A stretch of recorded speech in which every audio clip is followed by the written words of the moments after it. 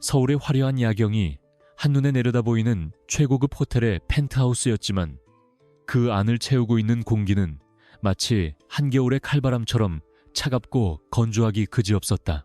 대한민국 경제를 좌지우지하는 대한그룹의 장남 강태호와 한서윤의 결혼식은 세기의 결혼식이라 불리며 모든 언론의 스포트라이트를 받았으나 정작 신혼 첫날 밤을 맞이한 이 공간에는 그 어떤 설렘이나 낭만도 존재하지 않았고 오로지 숨막히는 침묵만이 무겁게 내려앉아 있었다.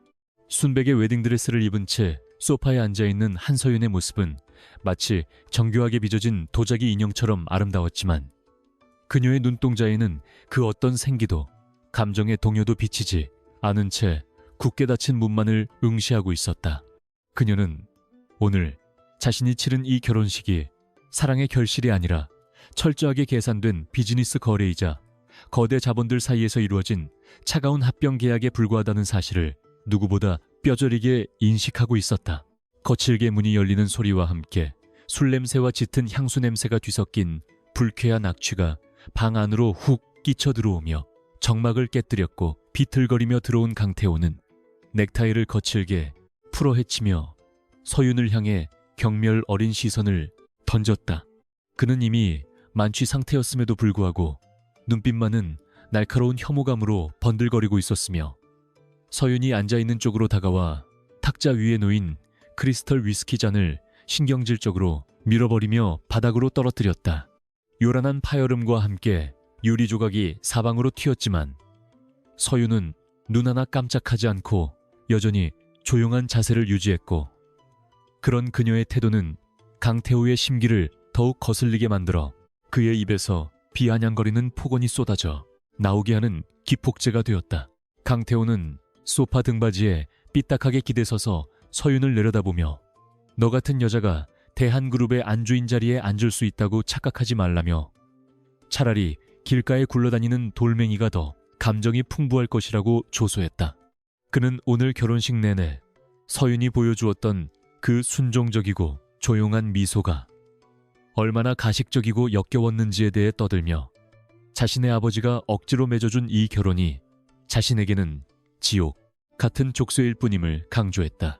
서윤은 그의 모욕적인 언사가 이어지는 동안에도 무릎 위에 올려진 손을 꽉 쥐거나 입술을 깨무는 등의 사소한 감정, 표현조차 하지 않은 채 그저 고개를 약간 숙이며 그의 말을 묵묵히 받아내는 신요를 했다. 서윤의 그지없는 평온함에 질린 듯 강태호는 혀를 차며 침실로 들어가지 않고 다시 외투를 챙겨 입기 시작했고 오늘 밤은 다른 곳에서 보낼 것이니 헛된 기대는 하지 말라고 쏘아붙였다.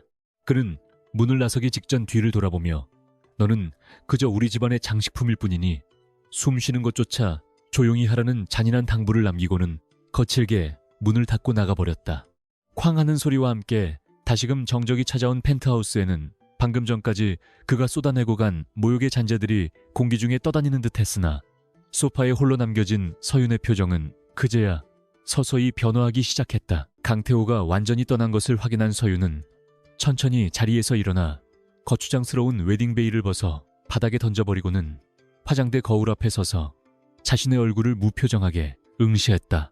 방금 전까지 남편이라는 남자에게 온갖 모욕을 당하고 버림받은 신부의 모습은 온데간데 없었고 거울 속 그녀의 눈동자는 차갑게 가라앉은 심해처럼 깊고 서늘한 빛을 띠고 있었다.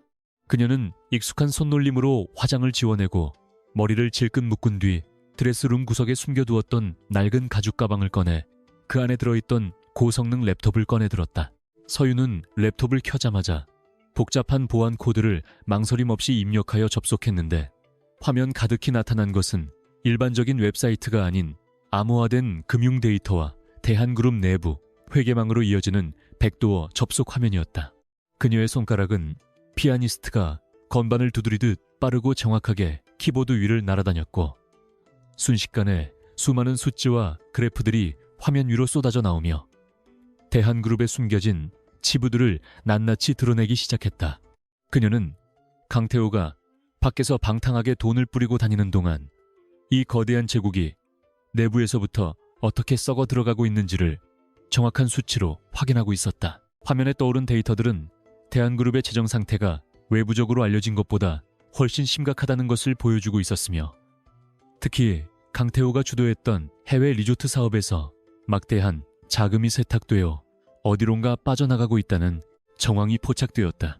서윤은 입가에 희미하고 냉소적인 미소를 띠며 이 모든 데이터들을 자신의 개인 클라우드 서버인 올림푸스로 전송했고, 이것은 훗날 강태호와 그의 아버지를 단번에 무너뜨릴 수 있는 치명적인 무기가 될 것이었다.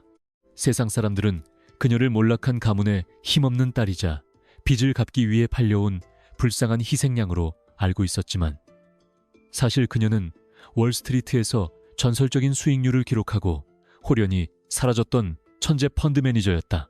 그녀가 한국으로 돌아와 자신의 신분을 세탁하고 멍청한 재벌 3세의 아내가 된 것은 단순한 신분 상승의 욕구가 아니라 과거 자신의 가족을 파멸로 몰고 갔던 대한그룹의 부정부패를 내부에서부터 도려내기 위한 치밀한 복수극의 시작이었다.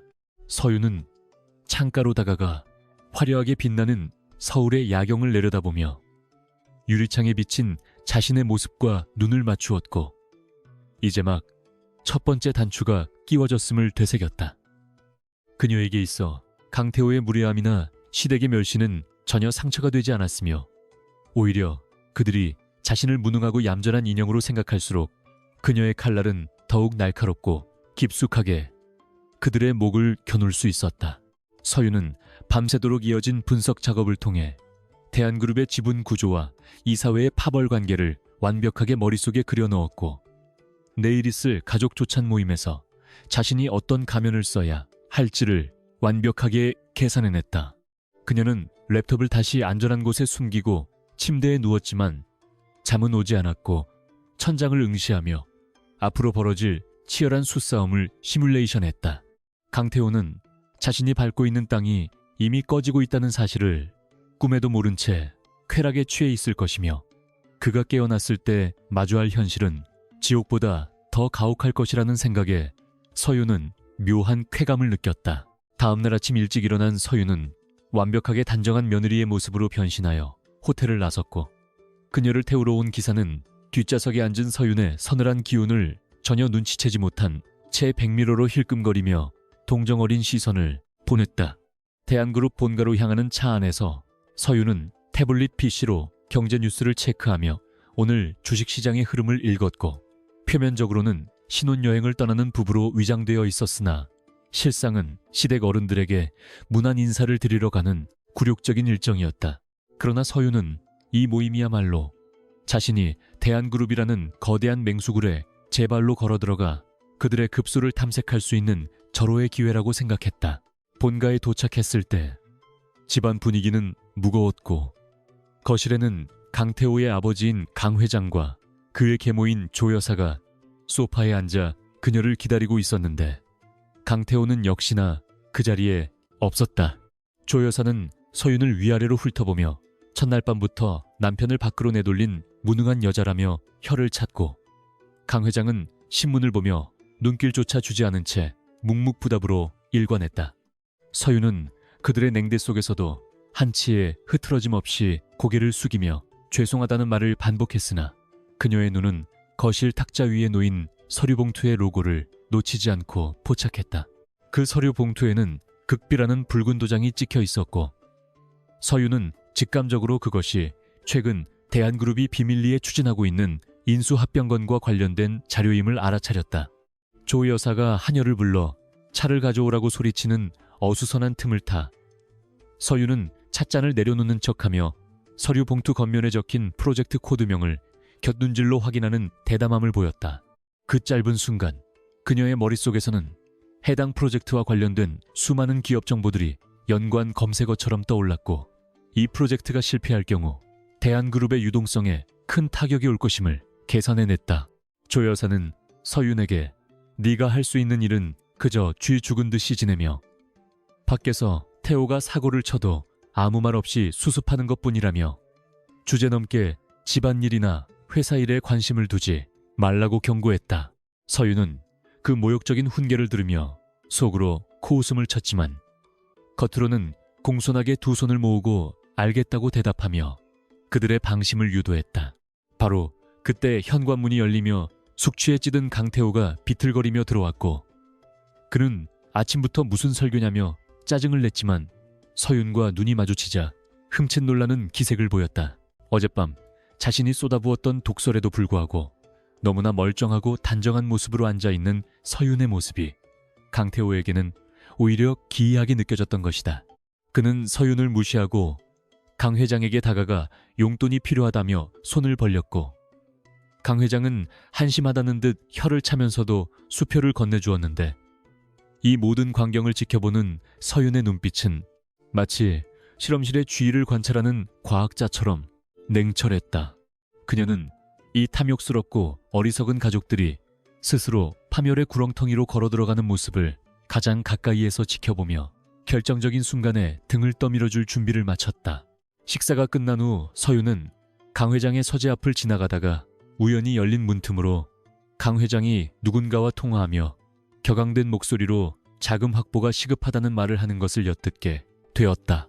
그녀는 발소리를 죽이고 그 자리를 벗어나면서 이번 주말에 있을 자선 경매 파티가 단순한 사교 모임이 아니라 부족한 자금을 메우기 위한 로비의 장이 될 것임을 확신했다. 서윤은 자신의 방으로 돌아와 거울을 보며 입꼬리를 살짝 올렸는데, 이제 곧 열릴 그 파티야말로 자신이 무대 뒤의 연출가가 되어 이 지루한 연극의 장르를 비극으로 바꿀 첫 번째 무대가 될 것이었다.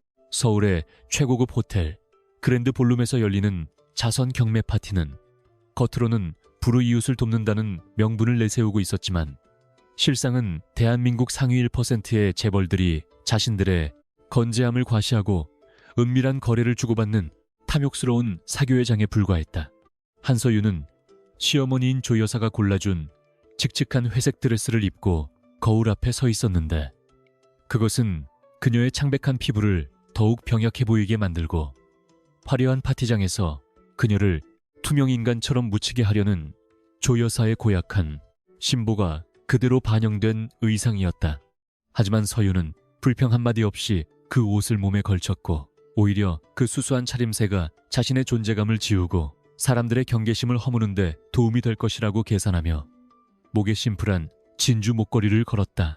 그녀의 눈빛은 거울 속 자신의 모습이 아닌 거울 너머에 비친 강태호의 짜증 섞인 표정을 응시하고 있었으며, 그는 이미 넥타이를 3번이나 고쳐매며 오늘 밤 파티가 얼마나 지루할지에 대해 투덜거리고 있었다. 호텔 로비에 도착하자마자 수많은 카메라 플래시가 폭죽처럼 터지며 대한그룹 후계자 부부의 등장을 알렸고, 강태호는 차문이 열리자마자 능숙하게 영업용 미소를 지으며 서윤의 허리를 감싸 안는 가식적인 다정함을 연출했다.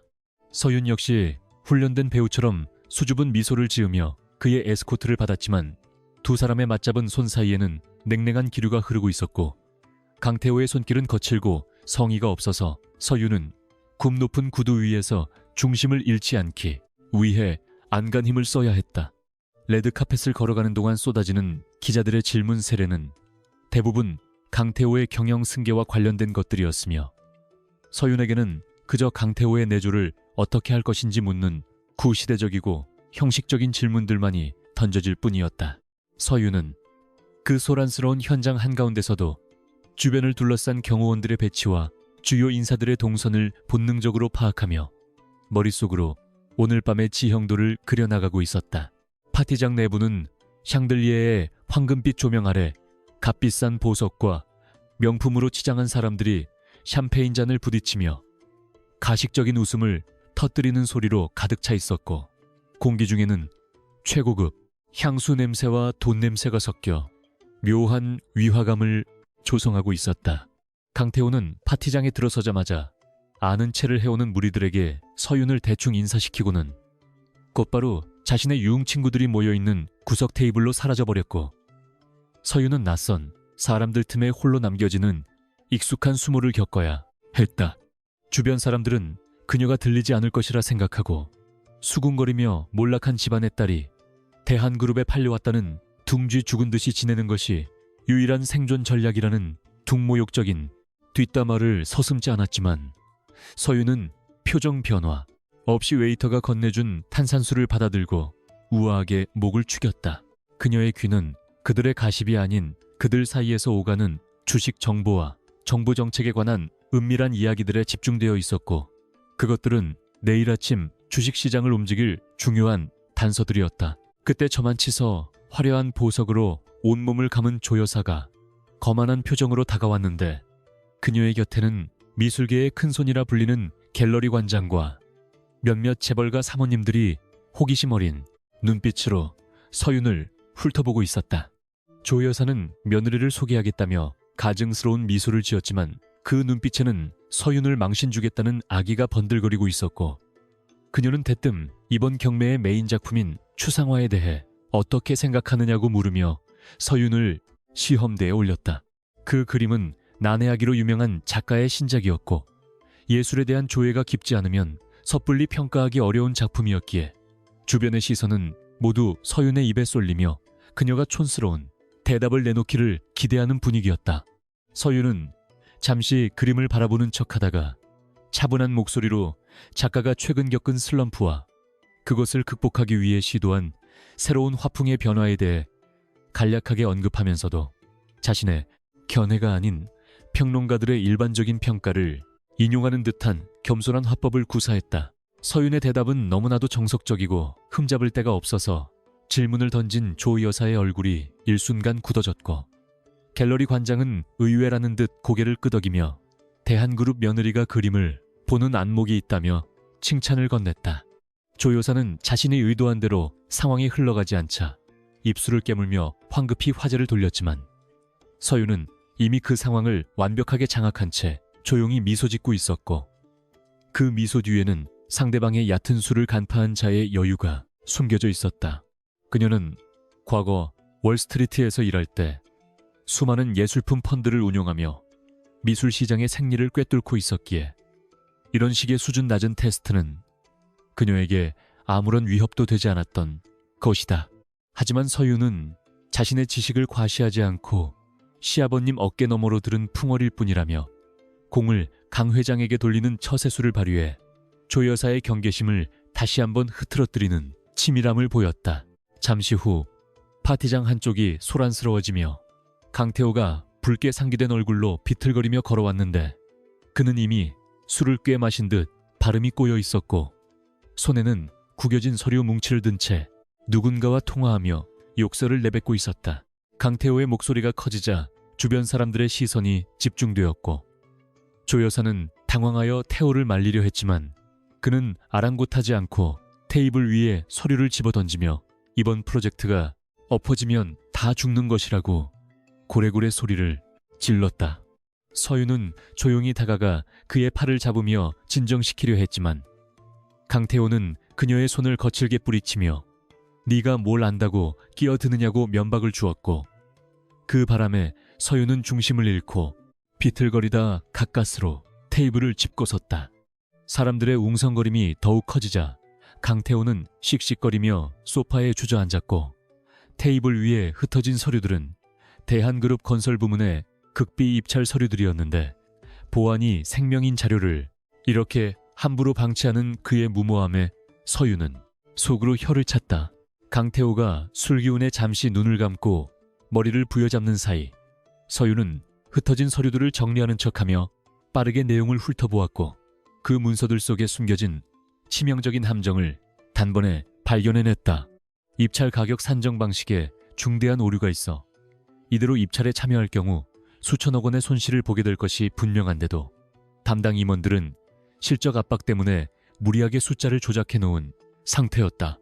서윤은 이 사실을 지금 당장 폭로할 수는 없었지만, 그렇다고 회사가 막대한 손실을 입게 내버려 둘 수도 없었기에 아주 은밀하고 자연스러운 방법으로 강태호에게 힌트를 주기로 결심했다. 그녀는 서류 중 한 페이지를 강태호가 보기 쉬운 위치에 펼쳐놓고 붉은색 펜으로 의미 없는 낙서를 하는 척하며 문제의 숫자에 작게 밑줄을 그어 놓았는데, 그것은 마치 실수로 그은 듯 희미하고 눈에 잘 띄지 않는 흔적이었다. 잠시 후 정신을 차린 강태호는 물을 찾으며 테이블 위의 서류를 다시 집어들었고, 우연히 서윤이 밑줄을 그어 놓은 부분을 보게 되었는데, 처음에는 대수롭지 않게 넘기려 했으나 술이 깰수록 그 숫자가 주는 위화감을 느끼기 시작했다. 그는 평소 숫자와는 담을 쌓고 지내는 한량이었지만 아버지에게 인정받고 싶다는 욕구만큼은 강했기에 이번 프로젝트에 사활을 걸고 있었고, 그랬기에 본능적으로 무언가 잘못되었다는 것을 감지할 수 있었다.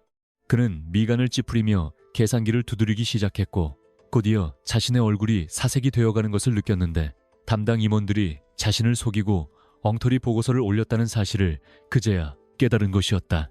강태호는 떨리는 손으로 전화를 걸어 당장 내일 아침 회의를 소집하라고 소리쳤고, 옆에 앉아있던 서윤을 쳐다보며 혹시 이 밑줄 네가 그은 것이냐고 날카롭게 물었다.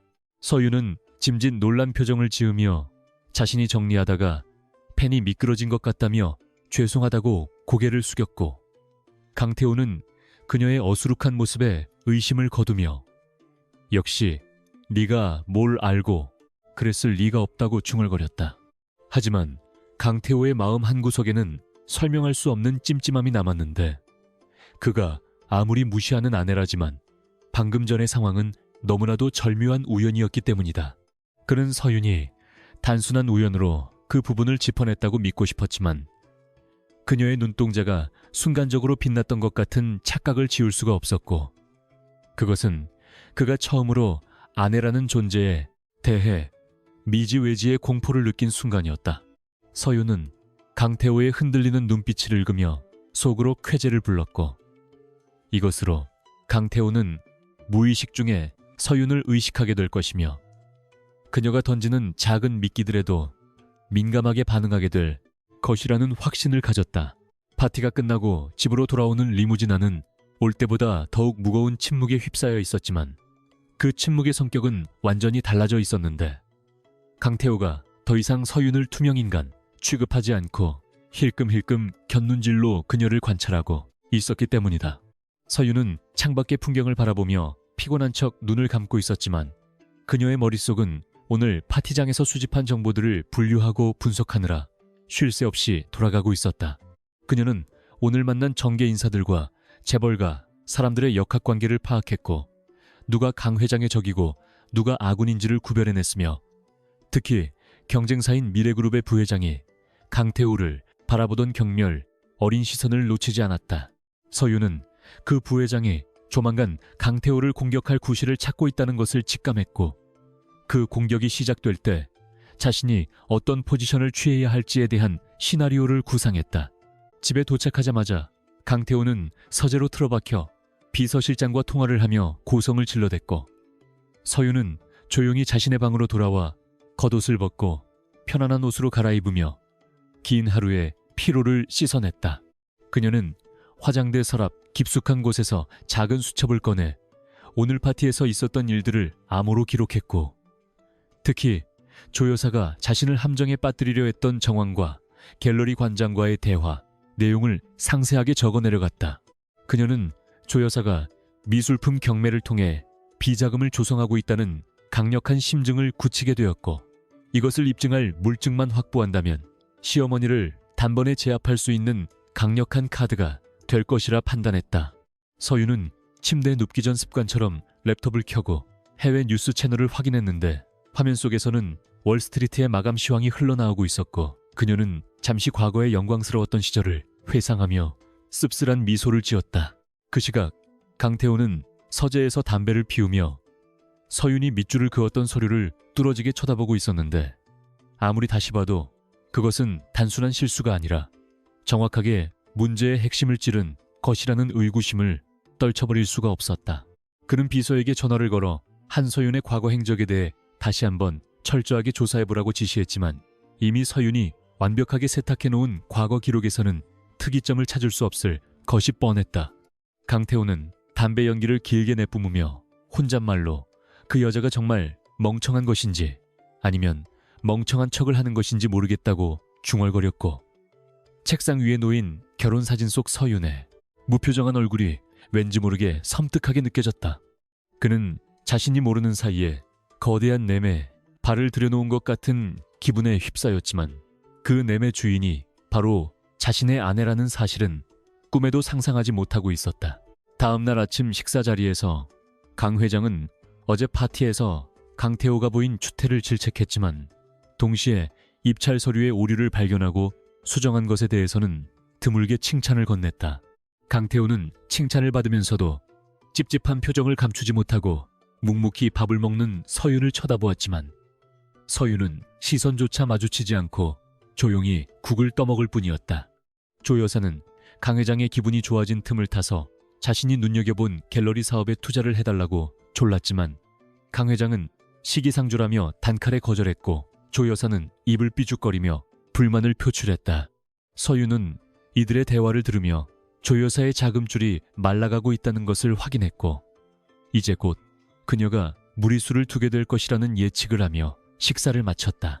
식사가 끝난 후 서윤은 정원을 산책하며 집안의 고용인들과 가벼운 대화를 나누었는데 그들은 서윤을 착하고 불쌍한 며느리로 여기며 집안의 잡다한 소문들을 스스럼없이 들려주었다. 개중에는 강태호의 내연녀가 최근 회사 로비에 찾아와 난동을 부렸다는 이야기와 조 여사가 점집을 자주 드나든다는 이야기 등 사소해 보이지만 중요한 정보들이 섞여 있었다. 서윤은 그 정보들을 머릿속 데이터베이스에 저장하며 고용인들에게 따뜻한 미소를 지어 보였고 그들은 서윤의 편이 되어 집안 내부의 눈과 귀가 되어줄 잠재적인 아군들이었다.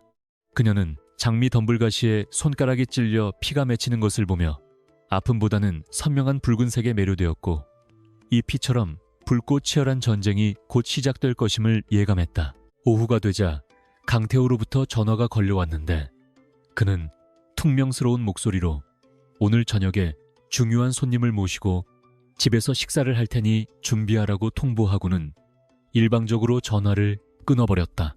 서윤은 수화기를 내려놓으며 강태호가 초대한 손님이 누구일지 추측해 보았는데 아마도 이번 입찰건과 관련된 핵심 인물일 가능성이 높았고 그렇다면 오늘 저녁은 또 다른 기회에 장이 될 것이었다.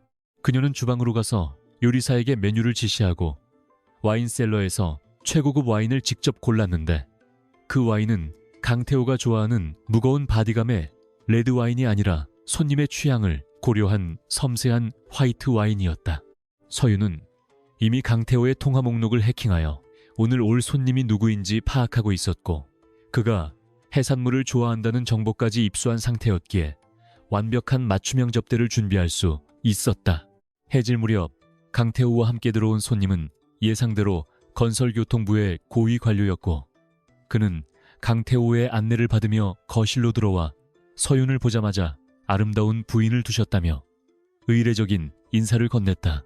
서윤은 정중하게 그를 맞이하며 준비한 식전주와 전체 요리를 내왔는데 그 요리들은 관료의 고향 특산물을 이용한 것들이어서 그는 한 입 먹자마자 감탄사를 연발하며 분위기가 급속도로 화기애애해졌다. 강태호는 서윤이 어떻게 이런 센스를 발휘했는지 의아해하면서도 손님이 기분 좋아하자 으스대며 자신의 덕분인 양 거들먹거렸고 서윤은 그저 남편이 손님을 위해 특별히 신경 써 달라고 부탁했다며 공을 강태호에게 돌렸다.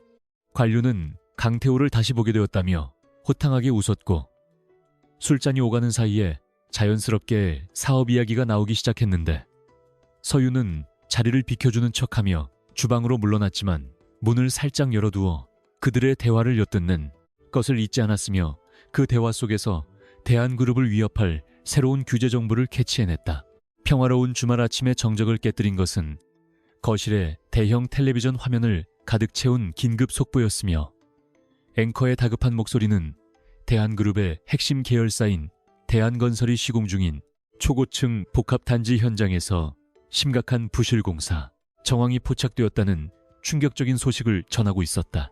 화면에는 무너져 내린 철골 구조물과 균열이 간 콘크리트 벽면의 영상이 자극적인 자막과 함께 반복적으로 송출되고 있었고 이는 단순한 사고가 아니라 건설 자재 비용을 빼돌린 내부 비리가 원인이라는 익명의 제보가 터져 나온 직후라 파장은 일파만파로 커지고 있었다. 소파에 앉아 차를 마시고 있던 한서윤은 찻잔을 내려놓고 무표정한 얼굴로 뉴스를 응시했는데 그녀의 눈은 화면 속의 자극적인 영상이 아니라 하단에 흐르는 주가 정보와 사건, 발생 시각, 그리고 제보자가 공개한 문건의 형식을 면밀하게 분석하고 있었다. 그녀는 직감적으로 이것이 우발적인 사고가 아니라 누군가가 치밀하게 기획한 시나리오임을 간파했는데, 그 타이밍이 강태호가 해당 프로젝트의 총괄 책임을 맡은 지 불과 한 달 만에 일어난 일이라는 점이 그 증거였다. 강태호의 휴대전화는 불이 난 것처럼 울려대기 시작했고, 그는 헝클어진 머리를 감싸쥐고 욕설을 내뱉으며 침실에서 뛰쳐나와 거실을 서성거렸는데, 그의 얼굴은 당혹감과 공포로 하얗게 질려 있었다. 그는 홍보팀장에게 전화를 걸어 당장 기사를 내리라고 고함을 쳤지만, 이미 인터넷 포털 사이트의 메인 화면은 대한건설의 비리 의혹으로 도배가 된 상태였고, 성난 여론은 재벌 3세의 무능과 부패를 질타하며 강태호의 퇴진을 요구하고 있었다. 서윤은 흥분하여 날뛰는 강태호의 모습을 냉정하게 관찰하며, 그가 이 위기를 스스로 극복할 능력이 전무하다는 것을 다시 한번 확인했고, 이대로 그가 무너진다면 자신의 복수 계획에도 차질이 생길 수밖에 없음을 계산했다. 그녀에게 있어 강태호는 아직 폐기 처분하기에는 유용한 방패막이었으므로, 그녀는 그가 완전히 침몰하기 전에 구명줄을 던져주어야 한다고 판단했다. 서윤은 강태호가 옷을 챙겨 입고 회사로 뛰쳐나가는 것을 본 뒤 곧바로 서재로 들어가 문을 잠그고 랩톱을 열어 대한건설의 내부 네트워크에 접속했는데, 그녀의 예상대로 이번 사건의 배후에는 부회장 최명석의 그림자가 짙게 깔려 있었다. 제보자가 제출한 내부 문건은 일반 직원이 접근할 수 없는 기밀 자료였으며, 그 데이터의 접속 로그를 역추적한 결과 최 부회장의 최측근 인사가 관리하는 유령 회사의 IP 주소가 발견되었기 때문이다. 서윤은 이 명백한 증거들을 확보한 뒤 빠르게 상황을 반전시킬 수 있는 전략 보고서를 작성하기 시작했는데, 그녀의 손끝에서 탄생한 문장은 간결하면서도 힘이 있었고, 상대방의 급소를 정확하게 찌르는 날카로운 논리로 무장되어 있었다. 그녀는 이 보고서의 작성자를 아테나라는 닉네임으로 설정하고 강태호의 비공개 개인 이메일 주소로 발송했는데, 그 내용은 단순한 조언이 아니라 그가 당장 실행에 옮겨야 할 구체적인 행동 지침이었다. 한편 대한그룹 본사 대회의실은 살얼음판을 걷는 듯한 긴장감에 휩싸여 있었고, 강태호는 창백한 얼굴로 임원들의 추궁을 듣고 있었는데, 최 부회장은 점잖은 표정으로 앉아 있었지만 입가에는 비릿한 미소를 감추지 않고 있었다. 최 부회장은 이번 사태의 책임은 전적으로 현장 관리를 소홀히 한 본부장에게 있다며 은근슬쩍 강태호를 겨냥한 발언을 했고, 다른 이사들도 이에 동조하며 강태호의 경영 자질을 문제 삼는 분위기를 조성했다. 강태호는 억울함과 분노로 주먹을 꽉 쥐었지만 반박할 논리가 없어 식은땀만 흘리고 있었는데, 그때 그의 태블릿 PC로 메일 도착 알림음이 울렸고, 발신자는 알 수 없는 아테나라는 이름이었다. 그는 무심코 메일을 열었다가 첫 문장을 읽는 순간 눈이 크게 뜨였는데, 거기에는 지금 이 상황이 당신을 제거하기 위한 함정이라는 문구와 함께 최 부회장 측의 공작을 입증할 수 있는 결정적인 데이터가 첨부되어 있었다. 강태호는 떨리는 손으로 스크롤을 내리며 아테나가 제시한 대응 전략을 읽어내려갔는데, 그것은 지금 당장 기자회견을 열어 부실공사의 원인이 과거 경영진 시절부터 이어져 온 하청업체의 비리 관행 때문임을 밝히고, 자신이 그것을 척결하는 과정에서 내부 고발이라는 형식을 빌린 저항에 부딪혔다는 프레임을 짜라는 것이었다. 또한 첨부된 데이터는 하청업체와 최 부회장 측근의 자금 거래 내역을 암시하고 있어 이것을 은밀하게 언론에 흘린다면 여론의 화살을 단숨에 돌릴 수 있는 강력한 무기였다. 강태호는 잠시 망설였지만 벼랑 끝에 몰린 그에게는 선택의 여지가 없었기에 자리에서 벌떡 일어나 회의를 중단시키고 비서실장에게 긴급 기자회견을 준비하라고 지시했다. 최 부회장은 강태호의 돌발 행동에 당황한 기색을 보였지만, 강태호는 이미 아테나의 시나리오에 따라 움직이는 꼭두각시가 되어 자신감 넘치는 표정으로 회의실을 빠져나갔다. 1시간 뒤 전국의 방송사 카메라가 집결한 가운데 강태호의 기자회견이 생중계되었고, 단상에선 그는 아테나가 써준 원고를 토대로 비장하고 결연한 어조로 입장을 발표했다. 그는 고개를 깊이 숙여 사과하면서도 이번 사태의 본질은 대한그룹 내부에 뿌리 깊게 박혀있는 썩은 환부를 도려내려는 자신의 개혁 의지에 대한 기득권 세력의 조직적인 방해라고 주장하며 준비된 증거 자료의 일부를 공개했다. 기자들은 예상치 못한 반전에 술렁거리기 시작했고, 여론은 순식간에 무능한 재벌 3세에서 거대 악과 맞서 싸우는 젊은 개혁가로 강태호를 재평가하기 시작했으며, 실시간 검색어 순위는 강태호의 이름으로 도배되었다. 텔레비전으로 이 모습을 지켜보던 최 부회장은 분노로 얼굴이 일그러지며 찻잔을 집어 던졌지만 이미 기울어진 판세를 되돌리기에는 역부족이었다. 기자회견이 성공적으로 끝나고 주가 하락세가 멈추자 강태호는 안도감과 함께 전율을 느꼈는데, 그는 자신이 방금 읽은 원고가 얼마나 완벽한 논리 구조를 가지고 있었는지를 되새기며 아테나라는 존재에 대한 강렬한 호기심에 사로잡혔다. 그는 집무실로 돌아와 곧바로 아테나에게 답장을 보내 당신이 누구인지 그리고 왜 자신을 돕는지 물었지만 돌아온 것은 침묵뿐이었고, 메일 계정은 발신 전용이라 추적조차 불가능했다.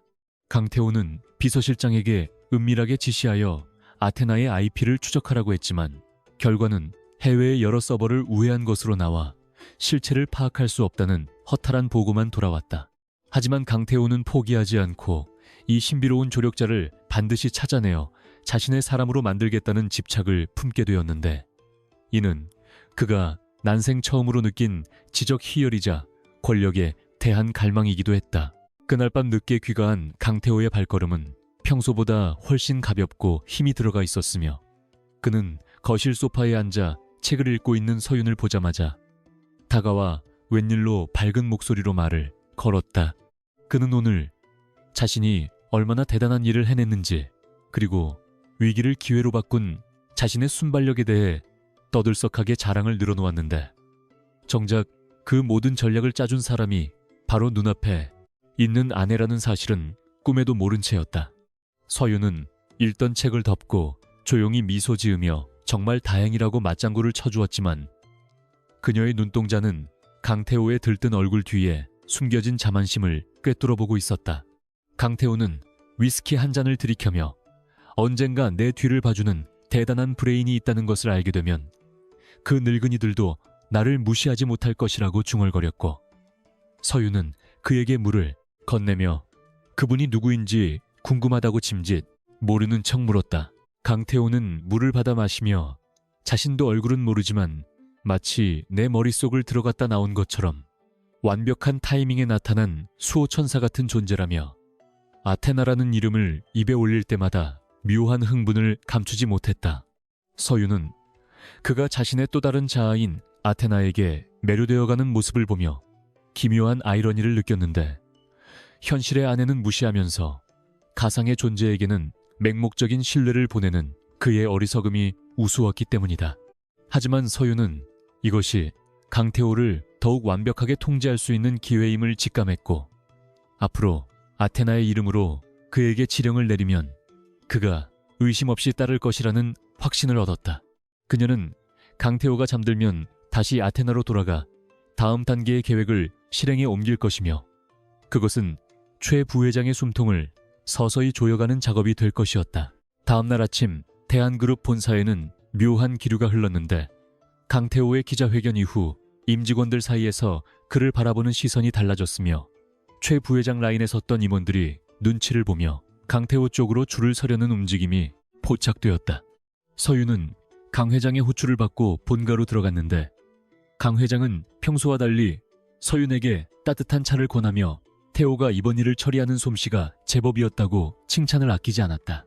강 회장은 며느리인 서윤이 묵묵히 내조를 잘한 덕분이라며 처음으로 그녀에게 용돈이 든 봉투를 건넸지만, 서윤은 그 봉투의 두께보다 강 회장의 책상 위에 놓인 태블릿 PC 화면에 떠있는 주주 명부에 더 관심을 두었다.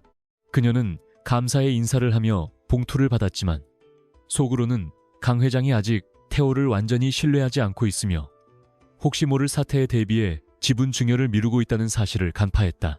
서윤은 본가를 나오면서 최 부회장이 이번 실패를 만회하기 위해 더 강력한 공격을 준비할 것이라고 예측했는데 쥐도 궁지에 몰리면 고양이를 무는 법이기에 그는 아마도 태호의 가장 취약한 부분인 사생활이나 과거의 비행을 들춰낼 가능성이 높았다.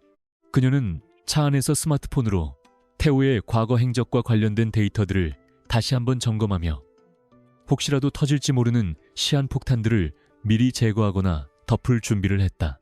그때 모르는 번호로 전화가 걸려왔는데 수화기 너머에서 들려온 목소리는 과거 월스트리트 시절 자신을 보좌했던 충직한 부하 직원 데이비드였으며 그는 한국에 입국했다는 짧은 보고를 남겼다.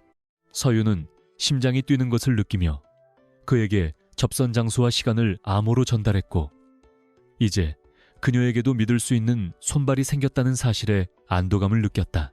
그날 오후 강태호는 자신의 집무실에서 아테나의 메일을 기다리며 새로 고친 버튼을 수십 번도 더 눌렀지만 메일함은 여전히 비어 있었고 그는 초조함에 손톱을 물어뜯기 시작했다.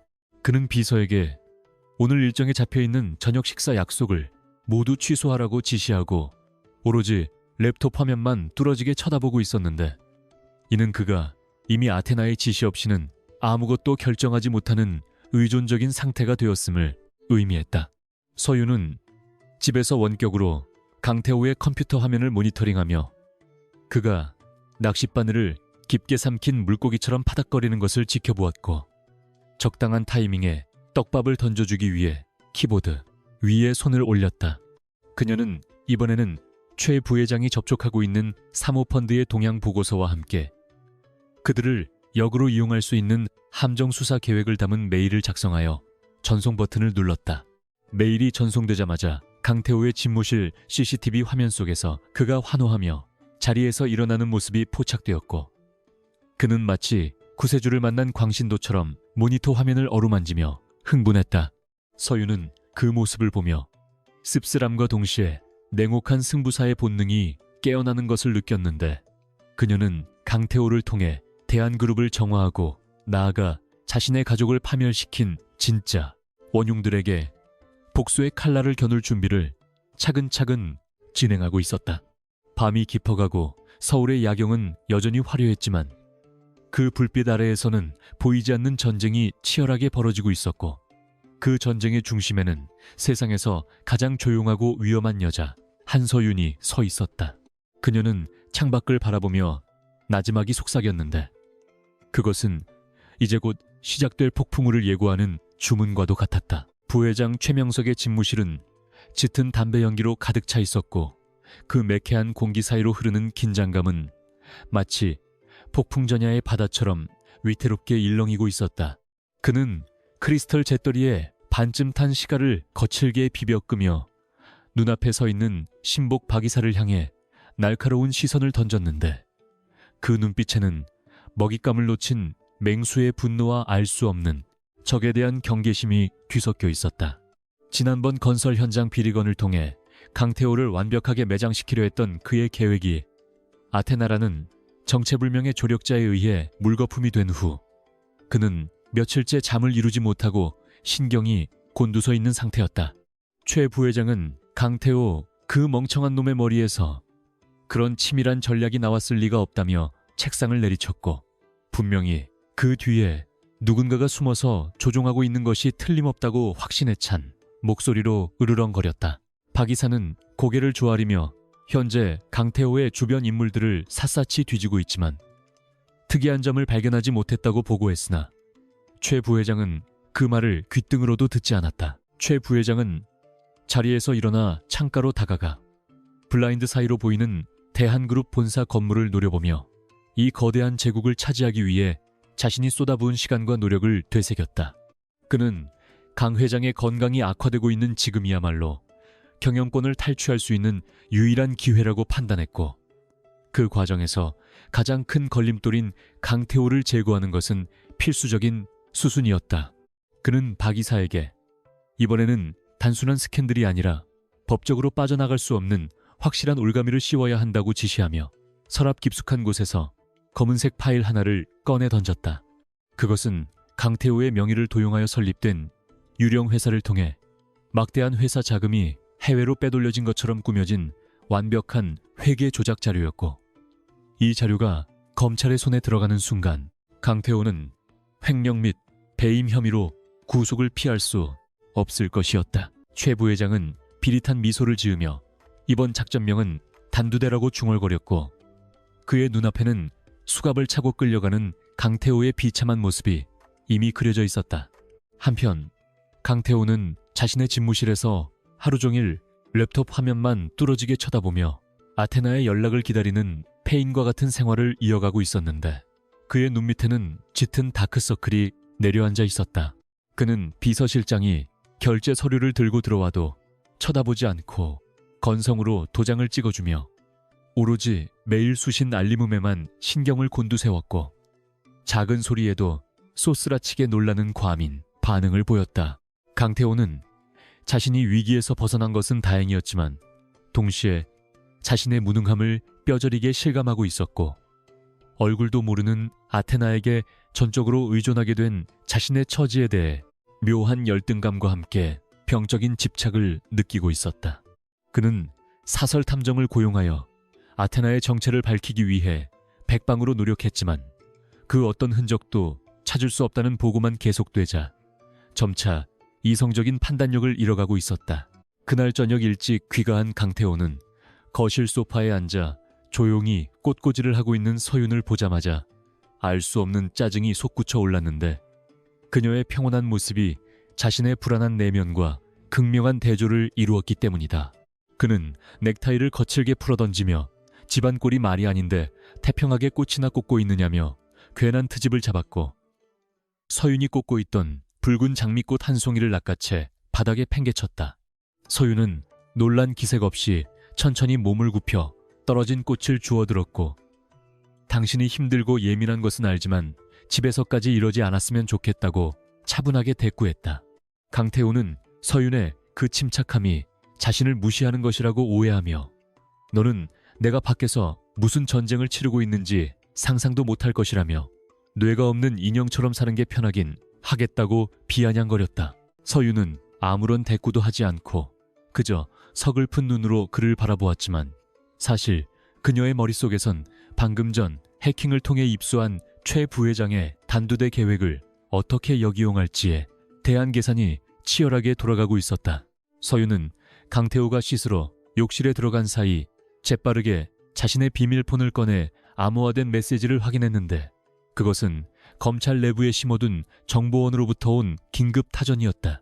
내일 오전 중으로 대한그룹 본사에 대한 압수수색 영장이 발부될 예정이며 강태호를 긴급 체포하기 위한 수사팀이 꾸려졌다는 내용이었다.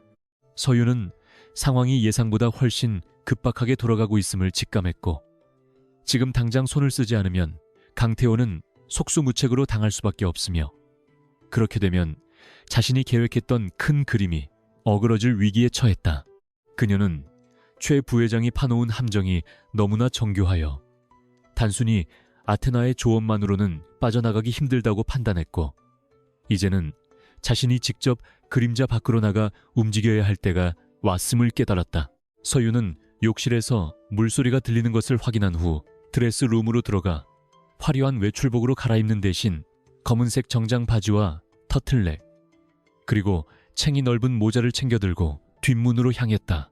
그녀는 경비원들의 교대 시간을 정확하게 파악하고 있었기에 CCTV의 사각지대를 이용해 저택을 빠져나가는 데 성공했고, 대기하고 있던 검은색 세단에 몸을 실었다.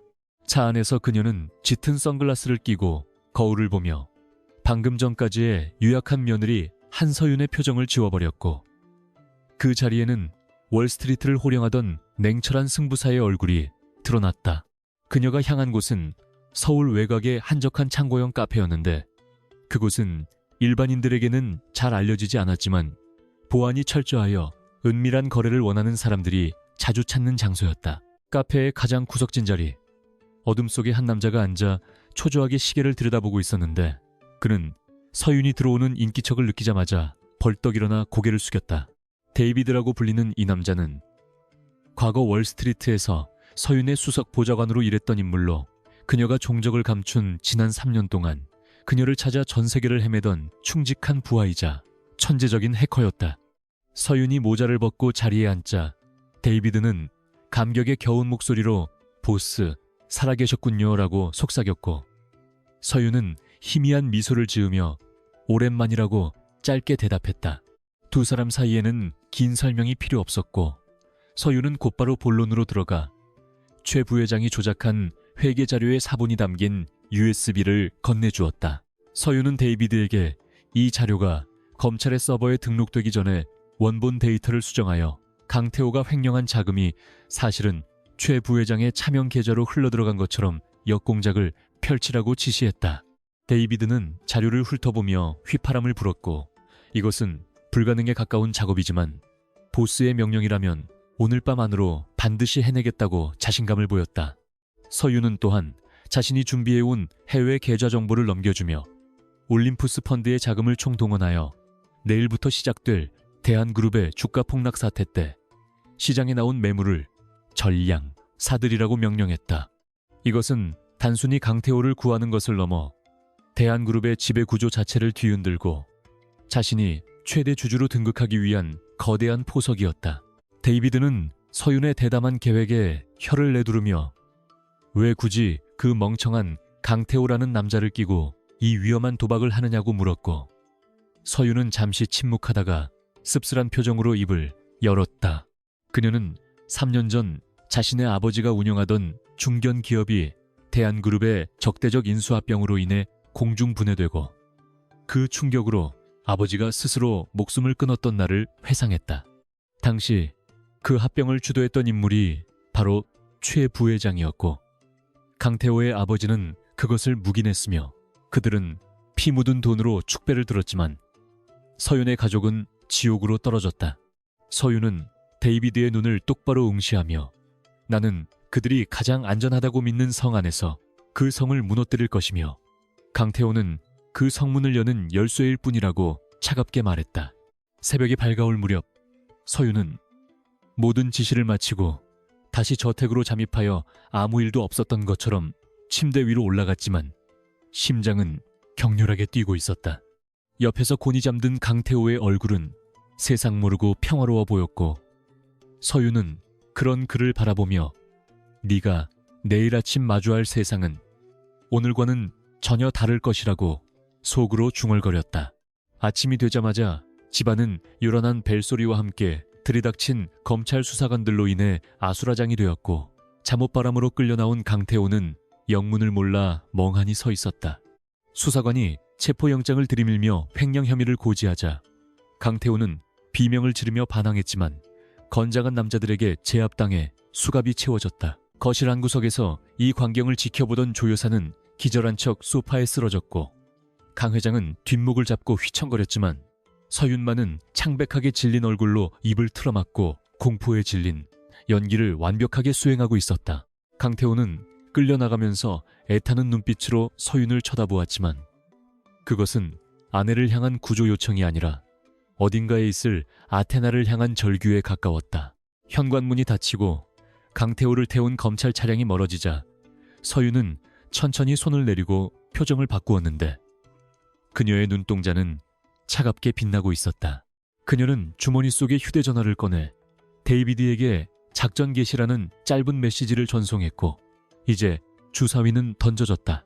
검찰청 취조실에 갇힌 강태호는 변호사가 올 때까지 묵비권을 행사하라는 조언도 잊은 채 억울함을 호소하며 고래고래 소리를 질렀지만 담당 검사는 냉소적인 표정으로 증거, 서류들을 책상 위에 던져놓을 뿐이었다.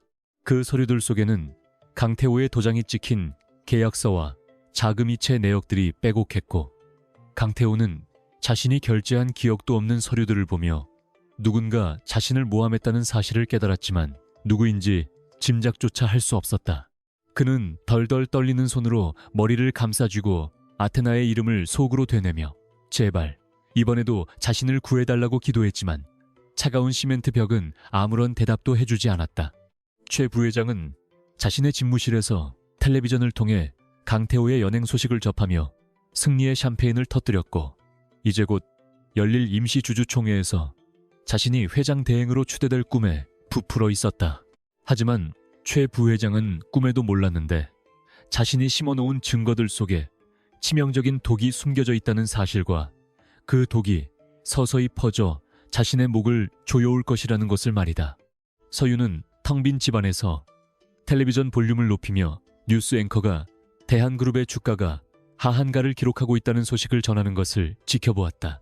그녀는 랩톱을 열어 올림푸스 펀드에 매수 주문창을 띄워놓고 쏟아지는 매물을 거침없이 쓸어 담기 시작했는데 화면 속의 숫자가 올라갈수록 그녀의 복수심은 더욱 뜨겁게 타올랐다. 이제 강태호는 감옥이라는 바닥으로 떨어졌고 그곳에서 그가 살아남을 수 있는 유일한 동아줄은 오직 서윤의 손에 쥐어져 있었다. 대한그룹의 주가는 바닥을 모르고 추락하고 있었으며 증권가 객장마다 파란색 숫자로 도배된 전광판을 바라보며 탄식하는 투자자들의 비명소리가 끊이지 않았다. 검찰이 강태호의 횡령 혐의를 입증할 결정적인 증거를 확보했다는 뉴스가 보도되자마자 외국인 투자자들은 썰물처럼 빠져나갔고 그룹의 시가총액은 불과 하루 만에 조 단위로 증발해버리는 초유의 사태가 발생했다. 언론은 마치 피 냄새를 맡은 상어떼처럼 몰려들어 재벌 3세의 부도덕함과 방만 경영을 집중적으로 성토했고 대한그룹 본사 앞에는 분노한 소액주주들과 시민단체의 시위대가 몰려들어 강태호의 구속과 경영진의 전환, 사퇴를 요구하며 계란을 투척하고 있었다. 이 아비규환 속에서 그룹의 컨트롤타워는 완전히 마비되었고 임원들은 서로 책임을 회피하기 위해 눈치를 보거나 최 부회장 측에 줄을 대기 위해 분주하게 움직이는 추태를 보였다. 성북동 본가 저택의 분위기는 장례식장보다 더 무겁고 침통하게 가라앉아 있었는데 강 회장은 혈압이 올라 주치의의 간호를 받으며 침대에 누워 있었고 조 여사는 이 상황을 어떻게든 자신에게 유리하게 이용하기 위해 계산기를 두드리고 있었다. 강 회장은 비서실장으로부터 여론이 악화되어 태호를 구명하려는 시도가 오히려 그룹 전체를 위험에 빠뜨릴 수 있다는 보고를 받고 깊은 고뇌에 잠겼다.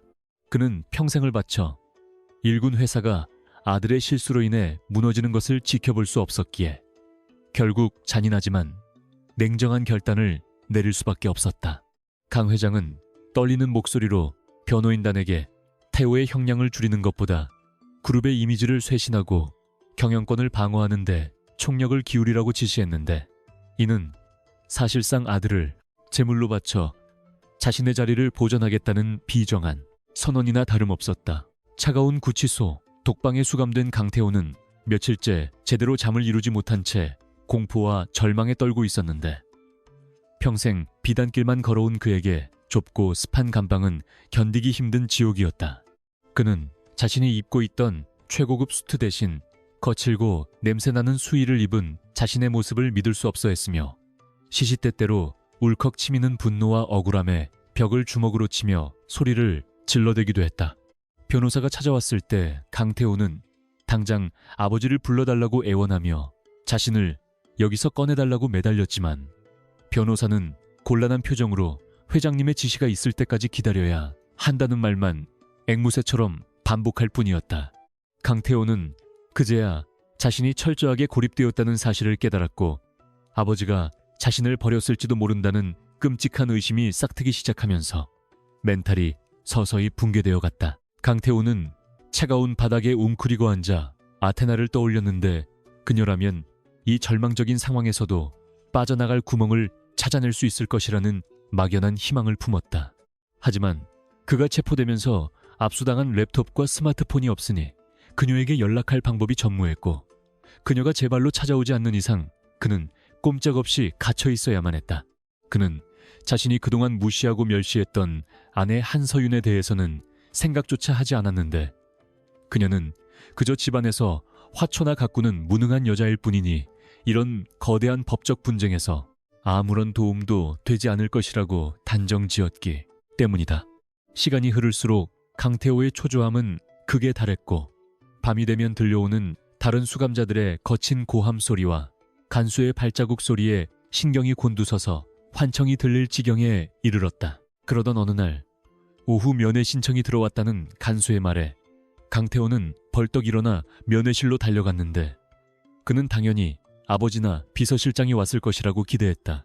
그러나 투명한 유리병 너머에 앉아있는 사람은 그가 전혀 예상하지 못했던 인물인 아내 한서윤이었고, 그녀는 평소와 다름없이 단정하고 차분한 모습으로 그를 기다리고 있었다.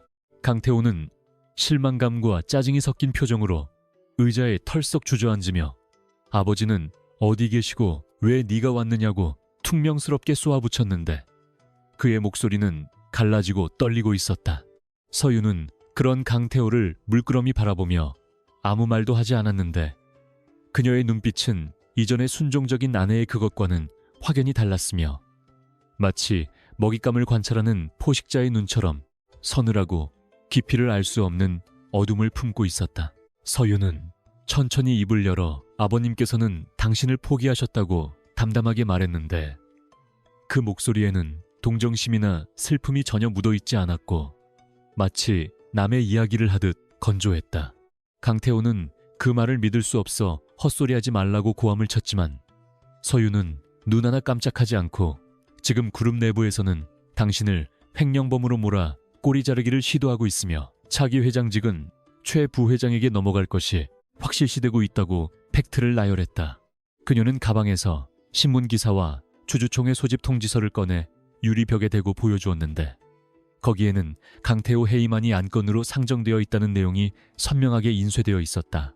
강태호는 눈앞의 증거들을 보며 사색이 되었고 손을 덜덜 떨며 이게 다 거짓말이라고 부정하려 했지만 현실은 너무나 명확하게 그의 몰락을 가리키고 있었다. 강태호가 절망에 빠져 고개를 떨구자 서윤은 가방에서 서류봉투 하나를 꺼내 테이블 위에 올려놓았는데 그 소리가 조용한 면회실 안에 묵직하게 울려 퍼졌다. 그녀는 강태호를 똑바로 응시하며 당신이 살 수 있는 유일한 방법은 나에게 당신이 가진 모든 주식의 의결권을 위임하는 것이라고 차갑게 제안했다. 강태호는 고개를 들어 서윤을 쳐다보며 그게 무슨 소리냐고 물었고 서윤은 아주 또렷한 발음으로 당신은 지금 아무것도 할 수 없는 무력한 상태이니 내가 당신을 대신해 주주총회에 참석하여 최 부회장과 싸우겠다고 말했다. 강태호는 어이가 없다는 듯 코웃음을 치며 네가 무슨 수로 그 노회한 늙은이들을 상대하겠다는 거냐며 주제 파악 좀 하라고 비아냥거렸지만 서윤의 표정은 조금도 흔들리지 않았다. 서윤은 몸을 앞으로 숙여 유리벽에 가까이 다가가 놨지만 강압적인 목소리로 지금 당신이 처한 상황을 정확하게 브리핑하기 시작했는데 그녀의 입에서 나오는 용어들은 전문적인 금융 지식과 법률 용어로 가득 차 있었다. 그녀는 현재 최 부회장이 어떤 방식으로 지분을 매집하고 있는지 그리고 검찰 수사의 허점이 무엇인지 정확하게 짚어내며 당신이 나를 믿지 않으면 당신은 평생 감옥에서 썩게 될 것이고 당신의 아버지는 충격으로 쓰러져 다시는 일어나지 못할 수도 있다고 경고했다.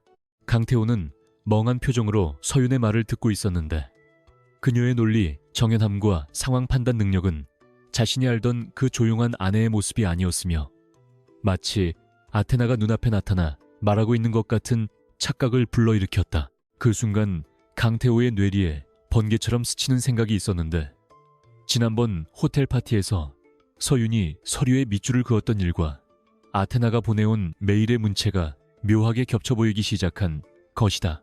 그는 떨리는 눈동자로 서윤을 응시하며 너 도대체 정체가 뭐냐고 물었고 서윤은 그 질문에 대답하는 대신 싸늘한 미소를 지으며 시간이 없으니 선택하라고 재촉했다. 그녀는 지금 이 순간에도 최 부회장은 당신을 영원히 매장시킬 증거를 조작하고 있으며 내가 아니면 그 누구도 그 조작된 증거를 뒤집을 수 없다고 단언했다. 강태호는 본능적으로 눈앞에 있는 여자가 자신이 감당할 수 없는 괴물이라는 사실을 깨달았고 동시에 그녀만이 자신을 이 지옥에서 꺼내줄 수 있는 유일한 구원자임을 인정하지 않을 수 없었다. 강태호는 패배감에 젖은 손으로 서윤이 내민 위임장에 서명을 하기 위해 펜을 집어들었는데 손이 너무 떨려서 글씨가 삐뚤빼뚤하게 써졌다. 그는 서명을 마친 서류를 유리병 너머로 밀어넣으며 만약 네가 실패하면 우리 둘 다 죽는 것이라고 힘없이 중얼거렸지만 서윤은 서류를 챙겨 넣으며 나는 실패하지 않는다고 단호하게 대답했다. 서윤은 자리에서 일어나며 당분간 힘들겠지만 조금만 참으라고 말한 뒤 뒤도 돌아보지 않고 면회실을 빠져나갔고, 강태호는 닫힌 문을 멍하니 바라보며 자신이 악마와 계약을 맺은 것은 아닌지 두려움에 몸서리쳤다.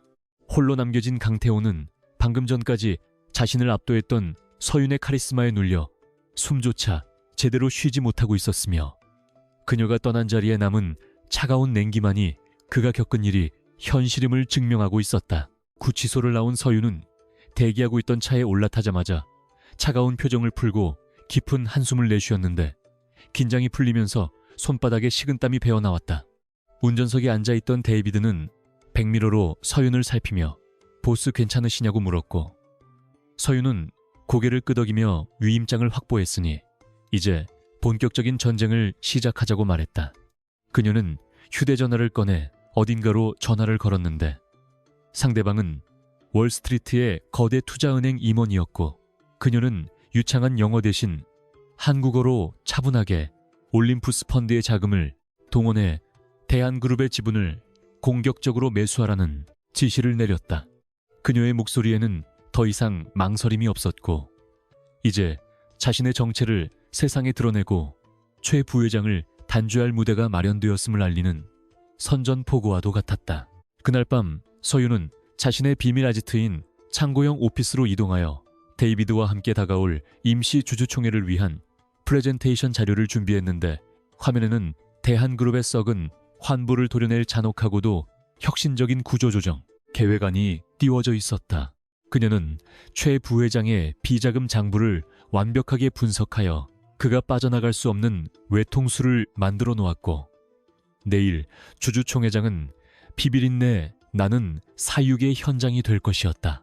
서윤은 커피를 마시며 창밖의 어둠을 응시했는데, 멀리 보이는 서울의 불빛들이 마치 자신을 응원하는 촛불처럼 느껴졌고, 내일이면 모든 것이 바뀔 것이라는 확신의 가슴이 뜨거워졌다. 그녀는 3년 전 아버지를 잃고 맹세했던 복수의 순간이 눈앞에 다가왔음을 느끼며 마지막으로 계획을 점검하고 또 점검했다. 한편 최 부회장은 자신의 승리를 확신하며 측근들과 함께 고급 룸살롱에서 축배를 들고 있었는데, 그는 강태호가 구치소에서 썩어가는 동안 자신이 회장 자리에 앉아 그룹을 좌지우지할 상상에 취해 있었다. 그는 박 이사에게 내일 주주총회는 요식 행위에 불과하니 미리 준비한 시나리오대로 진행하라고 지시하며 거만하게 웃음을 터뜨렸지만, 그 웃음이 얼마나 오래 갈지는 아무도 알 수 없었다. 최 부회장은 강태호가 순순히 물러날 것이라고 믿었으며, 한서윤이라는 존재는 아예 안중에도 없었기에 자신의 등 뒤에서 칼날이 날아오고 있다는 사실을 전혀 감지하지 못하고 있었다. 이 오만함이야말로 그가 가진 가장 큰 약점이었고, 서윤은 그 약점을 파고들어 그를 파멸의 구렁텅이로 몰아넣을 준비를 완벽하게 마친 상태였다. 다음 날 아침 대한그룹 본사 대강당은 임시 주주총회에 참석하려는 주주들과 취재진으로 인산인해를 이루었고, 입구에서는 강태호의 퇴진을 요구하는 시위대의 함성이 끊이지 않았다. 최 부회장은 여유로운 표정으로 단상에 올라 개회사를 낭독하며 회사의 위기를 극복하기 위해 자신이 책임을 지고 경영일선에 나서겠다는 포부를 밝혔고, 주주석에 앉아있던 그의 측근들은 박수를 치며 분위기를 띄웠다. 하지만 주주들 사이에서는 불안감과 의구심이 팽배해 있었고, 주가 폭락에 대한 책임을 묻는 고성이 오가는 등 장내는 어수선하기 짝이 없었다. 최 부회장은 소란을 잠재우기 위해 마이크를 잡고 목소리를 높였지만, 그때 굳게 닫혀있던 대강당의 뒷문이 열리며 또각또각 구두굽 소리가 울려 퍼졌고, 장내의 모든 시선이 그곳으로 쏠렸다. 문이 열리고 나타난 사람은 검은색 정장을 완벽하게 차려입은 한서윤이었는데, 그녀는 평소의 수수한 모습은 온데간데 없고 머리를 높게 묶어 올린 채 날카로운 눈빛으로 정면을 응시하고 있었다. 그녀의 뒤에는 수십 명의 경호원들과 변호인단이 도열해 있었고, 그녀가 걸음을 옮길 때마다 사람들은 모세의 기적처럼 길을 터주며 압도적인 아우라에 숨을 죽였다. 최 부회장은 단상에서 눈을 가늘게 뜨고 저 여자가 여기가 어디라고 감히 들어오느냐며 쫓아내라고 고함을 쳤지만 경호원들은 꼼짝도 하지 않았다. 서윤은 단상 앞까지 걸어나와 최 부회장을 올려다보며 차가운 미소를 지었고 마이크를 잡지 않은 육성으로 또렷하게 말했다. 강태호 이사의 법정 대리인이자 올림푸스 펀드의 아시아 지부 대표 자격으로 이 자리에 왔습니다. 장내는 순식간에 찬물을 끼얹은 듯 조용해졌다가 곧이어 엄청난 웅성거림으로 가득 찼는데 올림푸스 펀드라면 최근 대한그룹의 지분을 공격적으로 매입하여 2대 주주로 등극한 정체불명의 외국계 자본이었기 때문이다. 최 부회장은 얼굴이 하얗게 질려 뒷걸음질 쳤고 기자들은 미친 듯이 플래시를 터뜨리며 이 극적인 등장을 카메라에 담느라 바빴다. 서윤은 당당하게 단상 위로 올라가 최 부회장의 마이크를 뺏어 들고 주주들을 향해 고개를 숙여 인사한 뒤 준비해온 프레젠테이션 리모컨을 눌렀다. 대형 스크린에는 최 부회장의 얼굴 사진과 함께 그가 저지른 비리 내역과 차명 계좌의 흐름도가 붉은색으로 표시되어 나타났고 서윤의 입에서는 대한그룹을 뒤흔들 충격적인 폭로가 쏟아져 나오기 시작했다. 한서윤의 등장은 그 자체로 거대한 파열음을 만들어내며 주주총회장의 공기를 단숨에 바꾸어 놓았고 그녀가 쏘아올린 폭로의 화살들은 정확하게 최 부회장의 심장을 겨냥하고 있었다. 대형 스크린 위로 펼쳐진 복잡한 자금 흐름도는 금융 전문가가 아니라면 단번에 이해하기 힘들 정도로 정교했지만 붉은색 실선으로 표시된 최 부회장의 차명 계좌 연결고리는 누구라도 한눈에 알아볼 수 있을 만큼 명확하고 충격적이었다. 장내의 웅성거림은 경악에 찬 비명으로 바뀌었고 카메라 플래시가 번개처럼 터지며 이 역사적인 순간을 담아내는 동안 서윤은 흔들림 없는 목소리로 최 부회장이 어떻게 회사에 자산을 빼돌려 개인적인 부를 축적했는지 그리고 그 죄를 덮기 위해 어떻게 강태호를 희생양으로 삼았는지를 조목조목 짚어나갔다. 최 부회장은 단상 한쪽에서 얼굴이 불그락불그락해져 삿대질을 하며 저 여자의 말은 모두 거짓이고 조작된 자료라고 고래고래 소리를 질렀지만 그의 목소리는 마이크를 잡고 있는 서윤의 냉철한 논리에 묻혀 공허한 메아리처럼 흩어질 뿐이었다. 서윤은 최 부회장의 발악을 무시한 채 리모컨을 눌러 다음 슬라이드를 넘겼는데 거기에는 일명 단두대 프로젝트라고 명명된 최 부회장 측의 내부 비밀 문건 원본이 띄워졌다. 이 문건에는 강태호를 횡령범으로 몰아 구속시킨 뒤 주가를 고의로 폭락시켜 헐값에 지분을 매입하려는 계획이 날짜별로 상세하게 기록되어 있었고 심지어 검찰 내부의 협조자 명단까지 포함되어 있어 장내는 순식간에 아수라장으로 변했다. 주주들은 배신감에 치를 떨며 최 부회장을 향해 야유를 퍼붓기 시작했고 일부 과격한 주주들은 단상으로 물병을 집어던지며 당장 해명하라고 소리쳤는데 이는 그동안 최 부회장이 쌓아올린 권위가 바닥으로 추락하는 순간이었다. 서윤은 소란스러운 와중에도 침착함을 잃지 않고 경호원들에게 눈짓을 보내 질서를 유지하게 한 뒤 다시 마이크를 잡고 자신을 이 자리에 서게 만든 진짜 이유를 밝히기 시작했다. 그녀는 자신이 단순히 강태호의 아내로서 남편을 구하기 위해 온 것이 아니라 대한그룹의 2대 주주인 올림푸스 펀드의 대표로서 회사의 가치를 훼손하는 경영진을 문책하고 새로운 비전을 제시하기 위해 왔음을 선언했다. 올림푸스 펀드라는 이름이 거론되자 금융계 관계자들과 기자들은 충격에 입을 다물지 못했는데 그들은 그동안 베일에 쌓여있던 전설적인 펀드의 실체가 바로 눈앞에 있는 젊은 여성이라는 사실을 믿을 수 없었기 때문이다. 서윤은 자신이 과거 월스트리트에서 활약했던 펀드 매니저였음을 밝히지 않았지만 그녀가 구사하는 전문적인 용어와 시장을 꿰뚫는 통찰력은 이미 그녀가 범상치 않은 인물임을 증명하고 있었다. 그녀는 지금 이 순간부터 대한그룹의 경영 투명성을 확보하고 주주 가치를 극대화하기 위한 고강도 구조 조정안을 즉각 실행할 것이며 그 첫 번째 단계로 최 부회장을 포함한 부패, 이사들의 전원 해임을 안건으로 상정한다고 외쳤다. 최 부회장은 벼랑 끝에 몰린 쥐처럼 뻔뻔하게 나오기로 작정했는지 갑자기 마이크를 뺏으려 달려들며 보안 요원들을 호출해 저 미친 여자를 당장 끌어내라고 명령했다. 하지만 문을 열고 들어온 것은 보안요원이 아니라 서울중앙지검 특수부 수사관들이었고, 그들은 서윤이 미리 제출한 증거자료를 토대로 최 부회장에 대한 긴급체포영장을 집행하기 위해 들이닥친 것이었다. 수사관들이 단상 위로 올라와 최 부회장의 팔을 꺾고 미란다 원칙을 고지하는 광경은 텔레비전을 통해 전국에 생중계되었고, 이를 지켜보던 국민들은 마치 영화의 한 장면을 보는 것 같은 카타르시스를 느꼈다. 최 부회장은 끌려나가면서도 끝까지 억울하다고 소리치며 서윤을 향해 내년이 감히 나를 이렇게 만들고도 무사할 것 같냐고 저주를 퍼부었지만, 서윤은 그를 싸늘하게 내려다보며 법정에서 봅시다 라는 짧은 말로 응수했다. 최 부회장이 체포되어 나간 뒤 주주 총회장은 잠시 정적에 휩싸였지만, 곧이어 서윤이 제시한 혁신적인 경영 정상화 방안에 대한 기대감으로 분위기가 반전되었다. 서윤은 준비해온 비전 선포를 통해 불투명한 지배구조를 개선하고 문어발식 확장을 지향하며 핵심 역량에 집중하는 미래 전략을 발표했는데, 이는 그동안 코리아 디스카운트의 원인으로 지목되던 문제점들을 정확하게 짚어낸 명쾌한 해법이었다.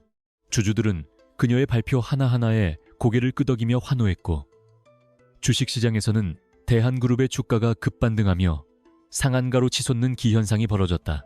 증권가 메신저에는 한서윤이라는 이름이 도배되었고, 그녀를 한국의 철의 여인이라 칭송하는 글들이 쏟아져 나왔으며, 외국인 투자자들 역시 그녀에 대한 신뢰를 바탕으로 매수, 주문을 쏟아내기 시작했다.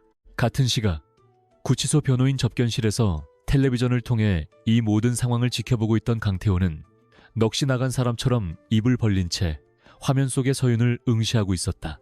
그는 자신이 알던 유약하고 조용한 아내가 수많은 군중 앞에서 좌중을 압도하고 거대 권력을 단숨에 무너뜨리는 모습을 보며 경외감을 넘어선 공포를 느꼈다. 화면 속의 서윤은 너무나도 낯설고 거대한 존재였으며, 강태호는 자신이 그동안 그녀를 무시하고 함부로 대했던 일들이 주마등처럼 스쳐 지나가며 등골이 서늘해지는 것을 경험했다. 그는 자신이 풀려나더라도 과연 저 여자의 옆에 설 자격이 있는지, 그리고 그녀가 자신을 남편으로 인정해줄지에 대한 근원적인 두려움에 사로잡혔다. 옆에 있던 변호사는 흥분하여 "회장님, 이제 살았습니다 라고 소리쳤지만, 강태호의 귀에는 아무것도 들리지 않았고 오로지 서윤의 차가운 눈빛만이 뇌리에 깊이 박혀 떠나지 않았다. 주주총회가 서윤의 압도적인 승리로 끝나고 그녀가 회의장을 빠져나오자 수백 명의 취재진이 그녀를 애워싸며 질문 세례를 퍼부었다. 기자들은 올림푸스 펀드의 자금 출처가 어디인지, 강태호 이사의 혐의는 정말로 조작된 것인지, 그리고 앞으로 그룹 경영에 직접 참여할 것인지에 대해 묻느라 아우성쳤다. 서윤은 수많은 마이크 앞에서 잠시 걸음을 멈추고 선글라스를 고쳤으며 단 한마디만을 남겼는데, 그것은 정의가 살아있음을 보여드리겠다는 원론적인 답변이었지만, 그녀의 태도에서 뿜어져 나오는 위험은 그 어떤 명연설보다 강력했다. 그녀는 경호원들의 호의를 받으며 대기하고 있던 검은색 세단에 올라탔고, 차문이 닫히는 순간 밖의 소음이 차단되며 고요한 정적이 찾아왔다. 차 안에서 데이비드는 태블릿 PC를 내밀며 실시간 주가 현황과 여론 동향을 보고했는데, 모든 지표가 긍정적인 신호를 보내고 있었고, 특히 2030세대 사이에서 서윤은 부패한 기득권을 타파한 영웅으로 떠오르고 있었다. 서윤은 피로가 몰려오는 듯 눈을 감고 시트에 몸을 기댔지만 입가에는 희미한 미소가 걸려 있었는데, 이것은 3년 전 아버지를 죽음으로 내몰았던 자들에 대한 복수의 첫 단추가 완벽하게 채워졌음에 대한 만족감이었다. 하지만 그녀는 아직 끝난 것이 아니라고 스스로를 다잡았는데, 최 부회장은 꼬리일 뿐이며 그 뒤에는 더 거대한 몸통들이 도사리고 있을지 모르고, 무엇보다 강태호와의 관계를 재설정해야 하는 숙제가 남아있었기 때문이다. 그녀는 데이비드에게 다음 행선지로 강태호가 수감되어 있는 구치소를 지시했고, 이제 승전보를 들고 패장이나 다름없는 남편을 만나러 가는 길이었다. 한편 성북동 본가에서는 강 회장이 텔레비전 중계를 보다가 충격과 감동이 뒤섞인 묘한 감정에 휩싸여 눈물을 흘리고 있었고, 옆에 있던 조 여사는 사시나무 떨듯 몸을 떨며 불안에 떨고 있었다. 조 여사는 자신이 그동안 서윤을 구박하고 무시했던 일들이 부메랑이 되어 돌아올 것을 직감했고 최 부회장과 내통했던 사실이 드러날까봐 전전긍긍했다. 강 회장은 며느리가 집안을 살렸다며 칭찬을 아끼지 않았지만 조 여사의 귀에는 그것이 자신의 사형 선고처럼 들렸고 그녀는 어떻게든 살아남기 위해 서윤에게 납작 엎드려야 한다는 생존 본능을 발동시켰다. 집안의 고용인들 역시 텔레비전을 보며 환호성을 질렀고 그동안 서윤을 무시했던 일부 직원들은 후회와 두려움에 고개를 들지 못했다. 서윤이 탄 차가 구치소 정문에 도착하자 이미 소식을 들은 교도관들이 도열하여 그녀를 맞이했는데 그들의 태도는 범죄자의 가족을 대하는 것이 아니라 마치 국가 원수를 대하는 것처럼 정중하고 깍듯했다. 서윤은 특별 면회실로 안내되었고 잠시 후 수갑이 풀린 상태로 강태호가 들어왔는데 그는 서윤을 보자마자 무릎을 꿇고 싶은 충동을 느낄 정도로 위축되어 있었다. 두 사람 사이에 흐르는 침묵은 예전과 달랐는데 과거에는 강태호의 무시와 서윤의 인내로 이루어진 침묵이었다면 지금은 서윤의 압도적인 권위와 강태호의 복종으로 이루어진 무거운 침묵이었다. 서윤은 자리에 앉지 않고 서서 강태호를 내려다보며 검찰 조사가 곧 무혐의로 종결될 것이고 당신은 내일 아침이면 석방될 것이라고 통보했다. 강태호는 떨리는 목소리로 고맙다는 말을 하려 했지만 목이 메어 소리가 나오지 않았고 서윤은 그런 그의 나약함을 꿰뚫어보며 차갑게 말을 이었다. 그녀는 당신이 석방되면 세상은 당신을 영웅으로 떠받들 것이지만 착각하지 말라며 그 모든 영광은 내가 만들어준 허상일 뿐이고 당신은 그저 내가 써준 대본대로 연기하는 배우에 불과하다고 못 박았다. 강태호는 서윤의 말에 반박할 수 없었는데 그녀의 말이 너무나도 뼈저린 진실이었기 때문이며 그는 이제 자신의 인생이 서윤의 소나귀에 완전히 장악되었음을 인정해야만 했다. 서윤은 당신이 만약 딴 마음을 먹거나 과거처럼 방탕하게 산다면 언제든지 그 가면을 벗겨버리고 다시 이 시궁창으로 돌려보낼 수 있다는 경고를 남기고 뒤돌아섰다. 면회실을 나서는 서윤의 뒷모습을 보며 강태호는 두려움과 동시에 기이한 안도감을 느꼈는데 그것은 자신이 평생 기댈 수 있는 강력한 보호자가 생겼다는 유아적인 안도감이었다. 그는 서윤이 자신을 버리지 않았다는 사실에 감사하며 앞으로 그녀의 개가 되어서라도 이 권력의 달콤함을 놓치지 않겠다고 다짐했다. 서윤은 구치소를 나와 다시 차에 올랐고 창밖으로 보이는 붉은 노을을 바라보며 긴 하루의 끝을 실감했다. 그녀의 휴대전화에는 전 세계 금융권의 거물들로부터 축하 메시지가 쇄도하고 있었지만 그녀는 그 어떤 것에도 답장하지 않고 조용히 랩톱을 열어 다음 타깃을 설정하는 냉혹함을 유지했다. 그날 저녁 서울의 모든 뉴스 채널은 한서윤 신드롬을 집중 조명하며 그녀의 과거와 현재 그리고 미래에 대한 분석 기사를 쏟아내었고 서점가에서는 그녀가 즐겨 읽는다는 책들이 베스트셀러 순위를 역주행하는 기현상이 벌어졌다. 사람들은 부패한 재벌가를 개혁한 현대판 잔다르크의 등장에 열광했고 인터넷 커뮤니티에서는 그녀의 어록과 패션이 유행처럼 번져나갔다. 하지만 정작 주인공인 서윤은 아무도 없는 호텔 펜트하우스에서 혼자 와인을 마시며 서울의 야경을 내려다보고 있었고 그녀의 곁에는 승리의 기쁨을 나눌 사람이 아무도 없다는 사실이 그녀를 더욱 고독하고 강하게 만들었다. 그녀는 유리창에 비친 자신의 모습을 보며 이제부터가 진짜 시작이라고 중얼거렸고 그 눈빛은 먹이를 노리는 맹수처럼 번뜩였다. 밤이 깊어갈수록 대한그룹 본사 건물의 불은 꺼지지 않았고 새로운 시대를 맞이하기 위한 분주한 움직임이 계속되었다. 최 부회장의 잔당들은 밤새 짐을 싸서 도망치듯 회사를 떠났고 서윤이 지명한 새로운 임원진들이 그 자리를 채우며 조직은 빠르게 재편되었다. 서윤은 랩톱 화면을 통해 회사의 모든 시스템이 자신의 통제하에 들어왔음을 확인하고 나서야 비로소 안도의 한숨을 내쉬었다. 그녀는 책상 위에 놓인 아버지의 낡은 사진을 어루만지며 아버지, 드디어 해냈어요 라고 속삭였고 그 순간 그녀의 눈에서 한 줄기 눈물이 흘러내렸다. 그것은 3년간 꾹꾹 눌러왔던 슬픔과 회한이 터져 나온 것이었지만 동시에 새로운 제국의 여왕으로서 흘리는 마지막 나약함의 증거이기도 했다. 주주총회장은 최명석 부회장이 검찰 수사관들에게 끌려나가는 모습으로 아수라장이 되었지만 그 혼란 속에서도 한서윤은 단상 위에서 흔들림 없는 자세로 서서 그 광경을 차갑게 내려다보고 있었다.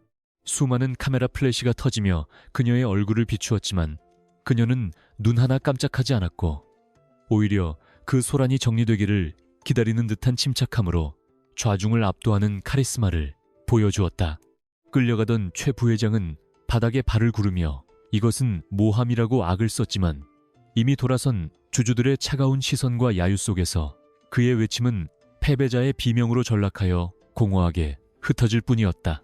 서윤은 소란이 잦아들자 다시 마이크를 잡고 이제부터 대한그룹은 투명하고 공정한 경영을 통해 완전히 새로운 기업으로 다시 태어날 것임을 선언하며 회의를 마무리 지었다. 그 시각 성북동 본가에서 텔레비전 생중계로 이 모든 상황을 지켜보고 있던 강 회장은 믿을 수 없는 현실에 충격을 받아 들고 있던 찻잔을 바닥에 떨어뜨리며 가슴을 부여잡았다. 그는 평소 얌전하고 순종적이라고만 생각했던 며느리가 자신이 평생을 바쳐 일군 회사를 단숨에 장악하고 자신의 라이벌을 처참하게 무너뜨리는 모습을 보며 경외감을 넘어선 극심한 공포를 느꼈던 것이다. 강 회장의 눈앞이 핑 돌며 호흡이 가라앉기 시작했고 그는 비서실장을 부르려 손을 뻗었지만 이미 마비가 시작된 팔은 말을 듣지 않아 소파 위로 힘없이 쓰러지고 말았다. 곁에 있던 조 여사가 비명을 지르며 달려와 그를 흔들었지만 강 회장의 의식은 이미 흐릿해져 가고 있었고 집안은 순식간에 비상사태에 돌입하여 구급차 사이렌 소리로 요란해졌다. 주주총회를 마치고 나오던 서윤은 강 회장의 응급 상황을 보고받았지만 당황하는 기색 없이 비서에게 병원 측에 최고 의료진을 대기시키라고 지시한 뒤 차분하게 차에 올랐다. 그녀는 차 안에서 강 회장의 주치의와 통화하며 현재 상태를 체크했고 이것이 단순한 건강 악화가 아니라 권력의 공백을 의미한다는 것을 냉철하게 계산하며 다음 시나리오를 구상했다. 강 회장이 쓰러짐으로써 대한그룹의 경영권은 자연스럽게 자신에게 넘어올 수밖에 없는 상황이 되었지만 그녀는 감정적인 동요를 배제하고 이 기회를 어떻게 활용하여 그룹 내의 잔재 세력을 청산할지 고민했다. 병원에 도착한 서윤은 수술실 앞에서 울고 있는 조 여사를 발견했지만 위로의 말을 건네는 대신 차가운 눈빛으로 소란 피우지 말고 조용히 하라고 일갈하며 기선을 제압했다. 몇 시간의 대수술 끝에 강 회장은 목숨을 건졌지만 의사는 그가 당분간 의식을 회복하기 어려울 것이며 깨어나더라도 정상적인 경영 활동은 불가능할 것이라는 절망적인 소견을 내놓았다.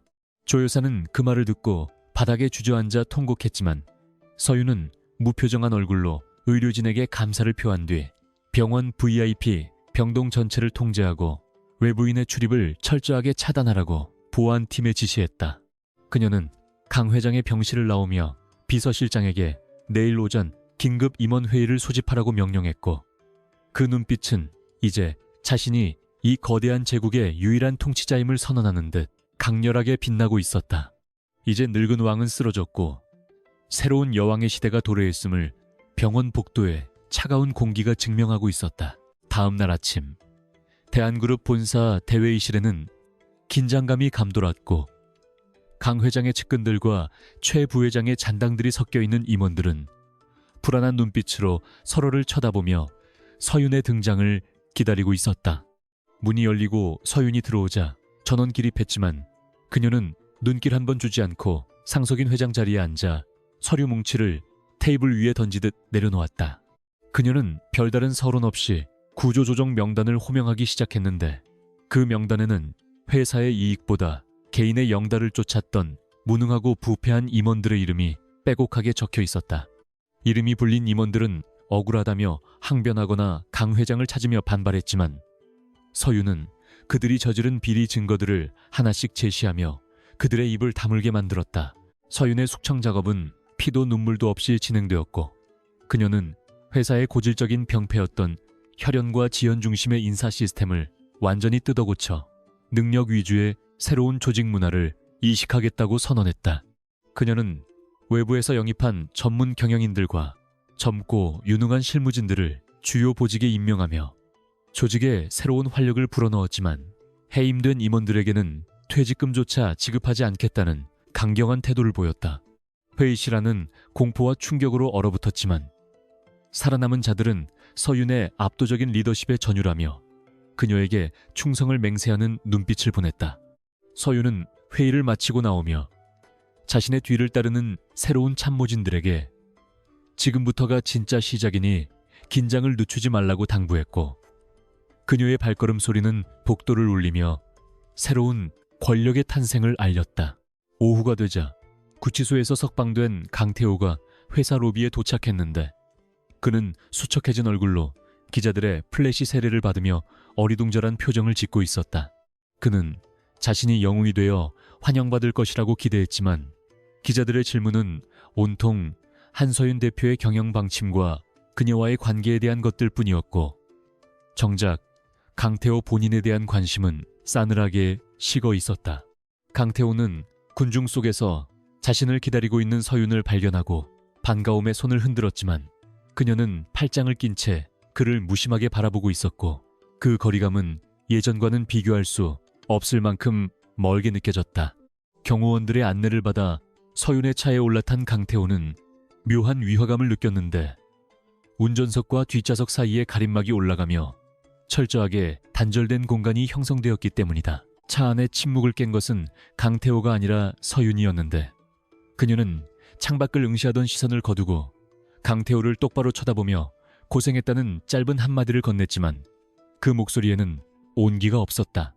강태호는 서윤의 눈치를 살피며 고맙다고 말하고 싶었지만 그녀의 귀에 눌려 입이 떨어지지 않았고 대신 그녀의 손을 잡으려 조심스럽게 손을 뻗었다. 하지만 서윤은 매몰차게 손을 피하며 지금부터 당신의 위치를 명확하게 알아야 한다고 선을 그었고 가방에서 두툼한 계약서 한 부를 꺼내 그의 무릎 위에 올려놓았다. 그것은 부부관계에 대한 합의서가 아니라 철저하게 상하관계를 명시한 고용계약서에 가까운 서류였고 강태호는 떨리는 손으로 그 내용을 읽어 내려가기 시작했다. 계약서에는 강태호가 그룹의 대외적인 얼굴로서 홍보 활동과 의전 행사만을 담당하며 실질적인 경영권에는 일절 관여하지 않는다는 조항이 명시되어 있었고 이를 어길 시에는 즉각적인 이혼과 함께 모든 재산을 몰수한다는 가혹한 페널티가 적혀 있었다. 또한 사생활에 있어서도 서윤의 허락 없이는 그 어떤 유흥업소 출입이나 도박도 금지되며 품위 유지 의무를 위반할 경우 그에 상응하는 처벌을 감수해야 한다는 굴욕적인 내용들이 포함되어 있었다. 강태호는 얼굴이 붉어지며 이건 너무 심한 것 아니냐고 항변했지만 서윤은 차가운 미소를 지으며 싫으면 지금 당장 차에서 내려 다시 지옥으로 돌아가라고 쏘아붙였다. 강태호는 서윤의 서슬 퍼런 눈빛을 보며 자신이 선택할 수 있는 길은 오직 복종뿐임을 뼈저리게 깨달았다. 강태호는 자존심이 상했지만 동시에 묘한 안도감을 느꼈는데 그동안 자신을 짓눌러왔던 경영에 대한 압박감과 책임감에서 해방될 수 있다는 사실이 그에게는 일종의 구원처럼 다가왔기 때문이다. 그는 자신이 서윤이라는 거대한 날개 밑에서 보호받는 존재가 되는 것도 나쁘지 않겠다는 나약한 생각을 하며 펜을 들어 계약서에 서명했고 서윤은 그 모습을 보며 만족스러운 듯 고개를 끄덕였다. 그녀는 서명된 계약서를 챙기며 앞으로 내 말만 잘 들으면 당신이 원하는 화려한 삶은 보장해 줄 것이라고 말했고 강태호는 마치 주인에게 칭찬받은 강아지처럼 안도의 한숨을 내쉬었다. 두 사람의 관계는 이제 부부가 아니라 완벽한 주종관계로 재정립되었고 이것은 서윤이 설계한 완벽한 통제 시스템의 완성을 의미했다.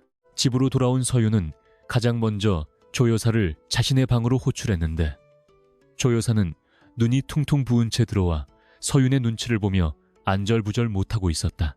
서윤은 조 여사에게 최 부회장과 내통했던 통화 녹취록과 자금 거래 내역을 보여주며 당장 경찰에 신고할 수도 있지만 가족이라는 이유로 마지막 기회를 주는 것이라고 말했다.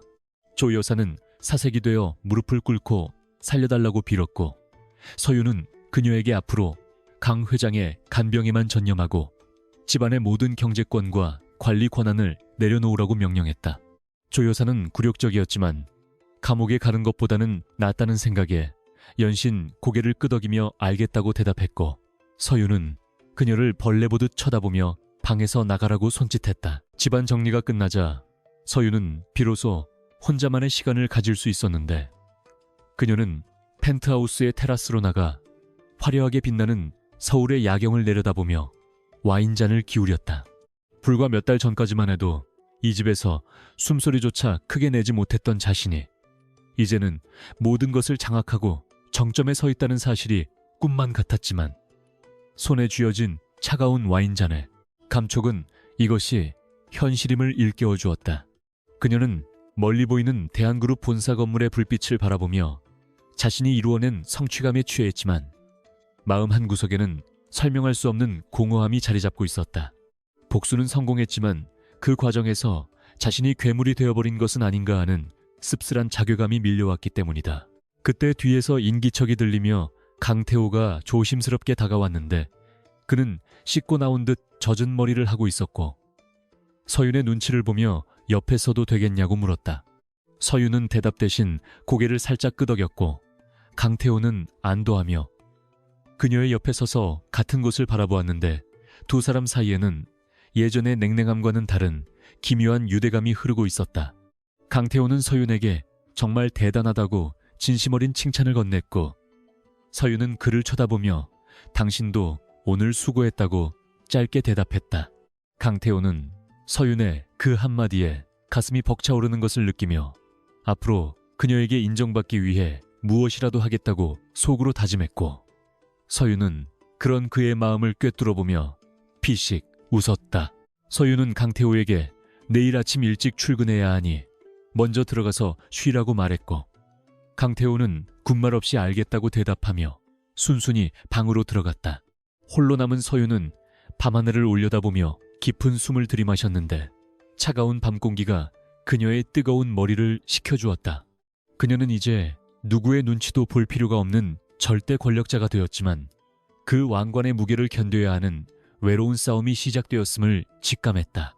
하지만 그녀는 두려워하지 않기로 했고, 자신의 곁에는 비록 멍청하지만 충직한 꼭두각시가 있으며 자신의 뒤에는 강력한 자본과 능력이 있음을 상기했다. 서윤은 빈 와인잔을 테이블 위에 내려놓으며 다시 한번 주먹을 꽉 쥐었는데, 그녀의 눈빛은 더 높은 곳을 향해 타오르고 있었다. 그녀는 대한그룹을 넘어 대한민국 재계를 자신의 발 아래 두겠다는 더 큰 야망을 품기 시작했고, 오늘의 승리는 그 거대한 여정의 시작일 뿐이라고 되뇌었다.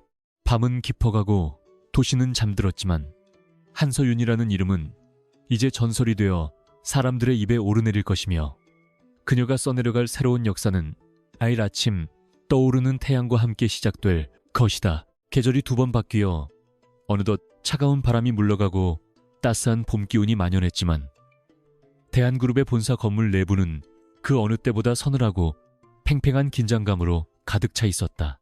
한서윤이 회장 대행직을 맡아 경영 전면에 나선 지난 6개월 동안 그룹은 창사 이래 가장 격렬하고도 근본적인 변화의 소용돌이를 겪어야만 했다. 그녀는 마치 정교한 수술용 메스를 든 외과 의사처럼 조직 내부에 깊숙이 뿌리내린 비효율과 부패의 환부들을 망설임 없이 도려내었고, 그 과정에서 쏟아지는 기득권 세력의 반발과 비난을 압도적인 실적과 논리로 잠재워 버렸다. 이제 더 이상 대한그룹은 회장 일가의 사적인 금고가 아니라 철저한 성과주의와 투명한 시스템에 의해 움직이는 글로벌 기업으로 변모해가고 있었고, 그 정점에는 피도 눈물도 없는 철의 여인이라 불리는 한서윤이 굳건하게 버티고 서 있었다. 서윤의 집무실 문이 열리고 말끔한 수트를 차려입은 강태호가 들어왔는데, 그의 표정은 예전에 방탕하고 나태했던 모습과는 비교할 수 없을 정도로 진지하고 활기에 차 있었다. 그는 서윤이 지시한 그룹 산하 문화재단의 자선사업 계획서를 들고 와 브리핑을 시작했는데, 그의 목소리에는 자신감이 실려 있었고 제법 전문적인 식견까지 갖추고 있어 보는 이로 하여금 격세지감을 느끼게 했다.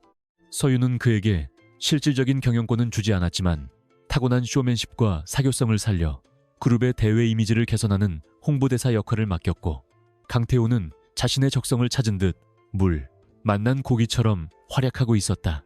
그는 브리핑을 마치고 서윤의 눈치를 살피며 칭찬을 기대하는 강아지 같은 눈빛을 보냈고, 서윤은 서류를 꼼꼼히 검토한 뒤 고개를 끄덕이며 수고했다는 짧은 한마디를 건넸다. 강태호는 서윤의 그 무심한 칭찬 한마디에 세상을 다 얻은 듯 환하게 웃으며 자리로 돌아갔는데, 그는 이제 서윤을 아내가 아닌 존경하는 군주이자 두려운 스승으로 여기고 있었다.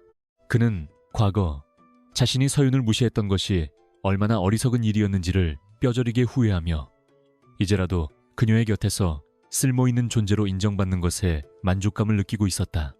서윤이 만들어준 철저한 통제와 규율 속에서 강태호는 오히려 심리적인 안정감을 찾았고, 더 이상 술이나 도박 같은 쾌락에 의존하지 않아도 스스로의 가치를 증명할 수 있다는 사실에 감사했다. 두 사람의 관계는 사랑이라는 이름으로 포장된 일반적인 부부와는 거리가 멀었지만 서로의 필요와 능력을 인정하는 완벽한 비즈니스 파트너십으로 단단하게 묶여 있었다. 오후 일정을 마친 서윤은 병원에 입원 중인 강 회장을 찾아갔는데, 그는 휠체어에 앉아 창밖을 바라보고 있다가 며느리가 들어오자 복잡한 눈빛으로 그녀를 맞이했다.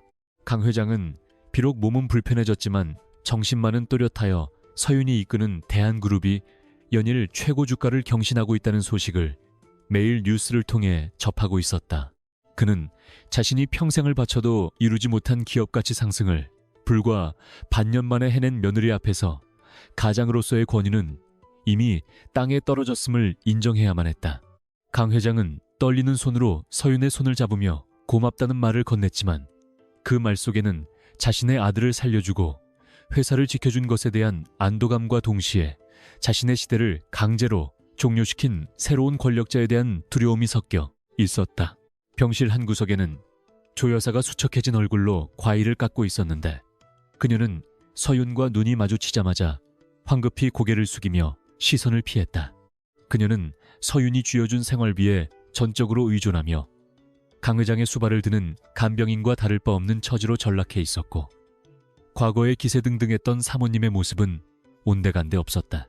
서윤은 그런 조 여사를 보며 일말의 동정심도 느끼지 않았는데, 그것은 인과응보라는 세상의 이치가 얼마나 냉혹하고 정확한지를 보여주는 살아있는 증거였기 때문이다.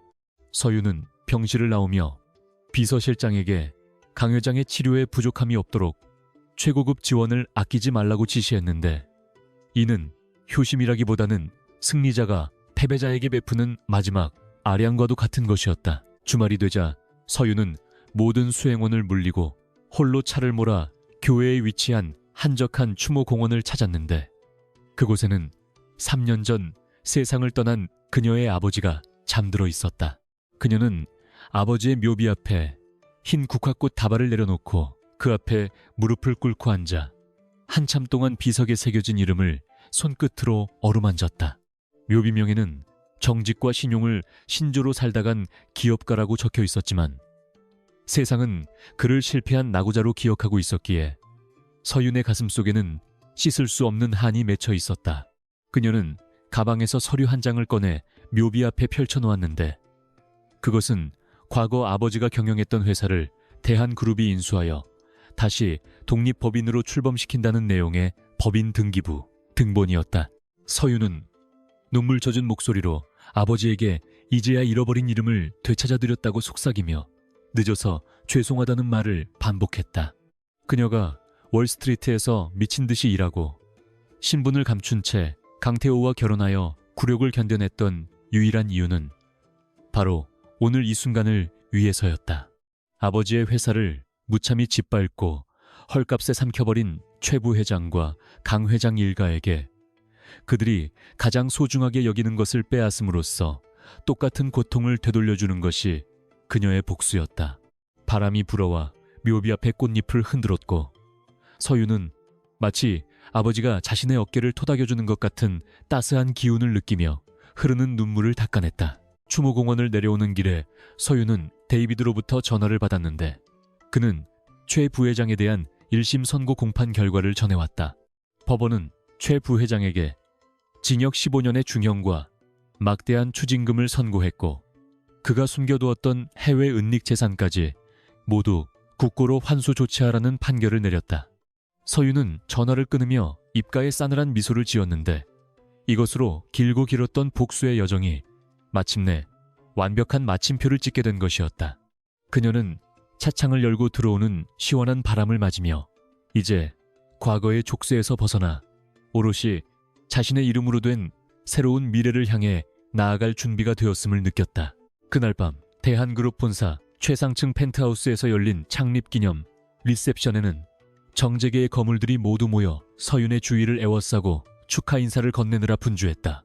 화려한 샹들리에 아래서 우아한 드레스를 입고 샴페인잔을 든 서윤은 그 어느 때보다 빛나고 있었고 사람들은 그녀를 향해 찬사를 아끼지 않았다.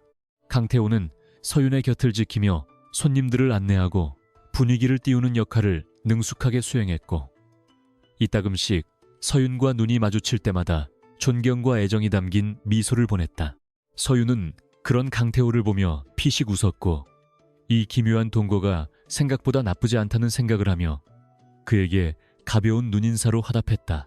파티가 무르익어갈 무렵 서윤은 잠시 소란스러운 연회장을 빠져나와 테라스로 나갔는데 발 아래로 펼쳐진 서울의 야경은 마치 보석함을 엎어놓은 듯 황홀하게 반짝이고 있었다.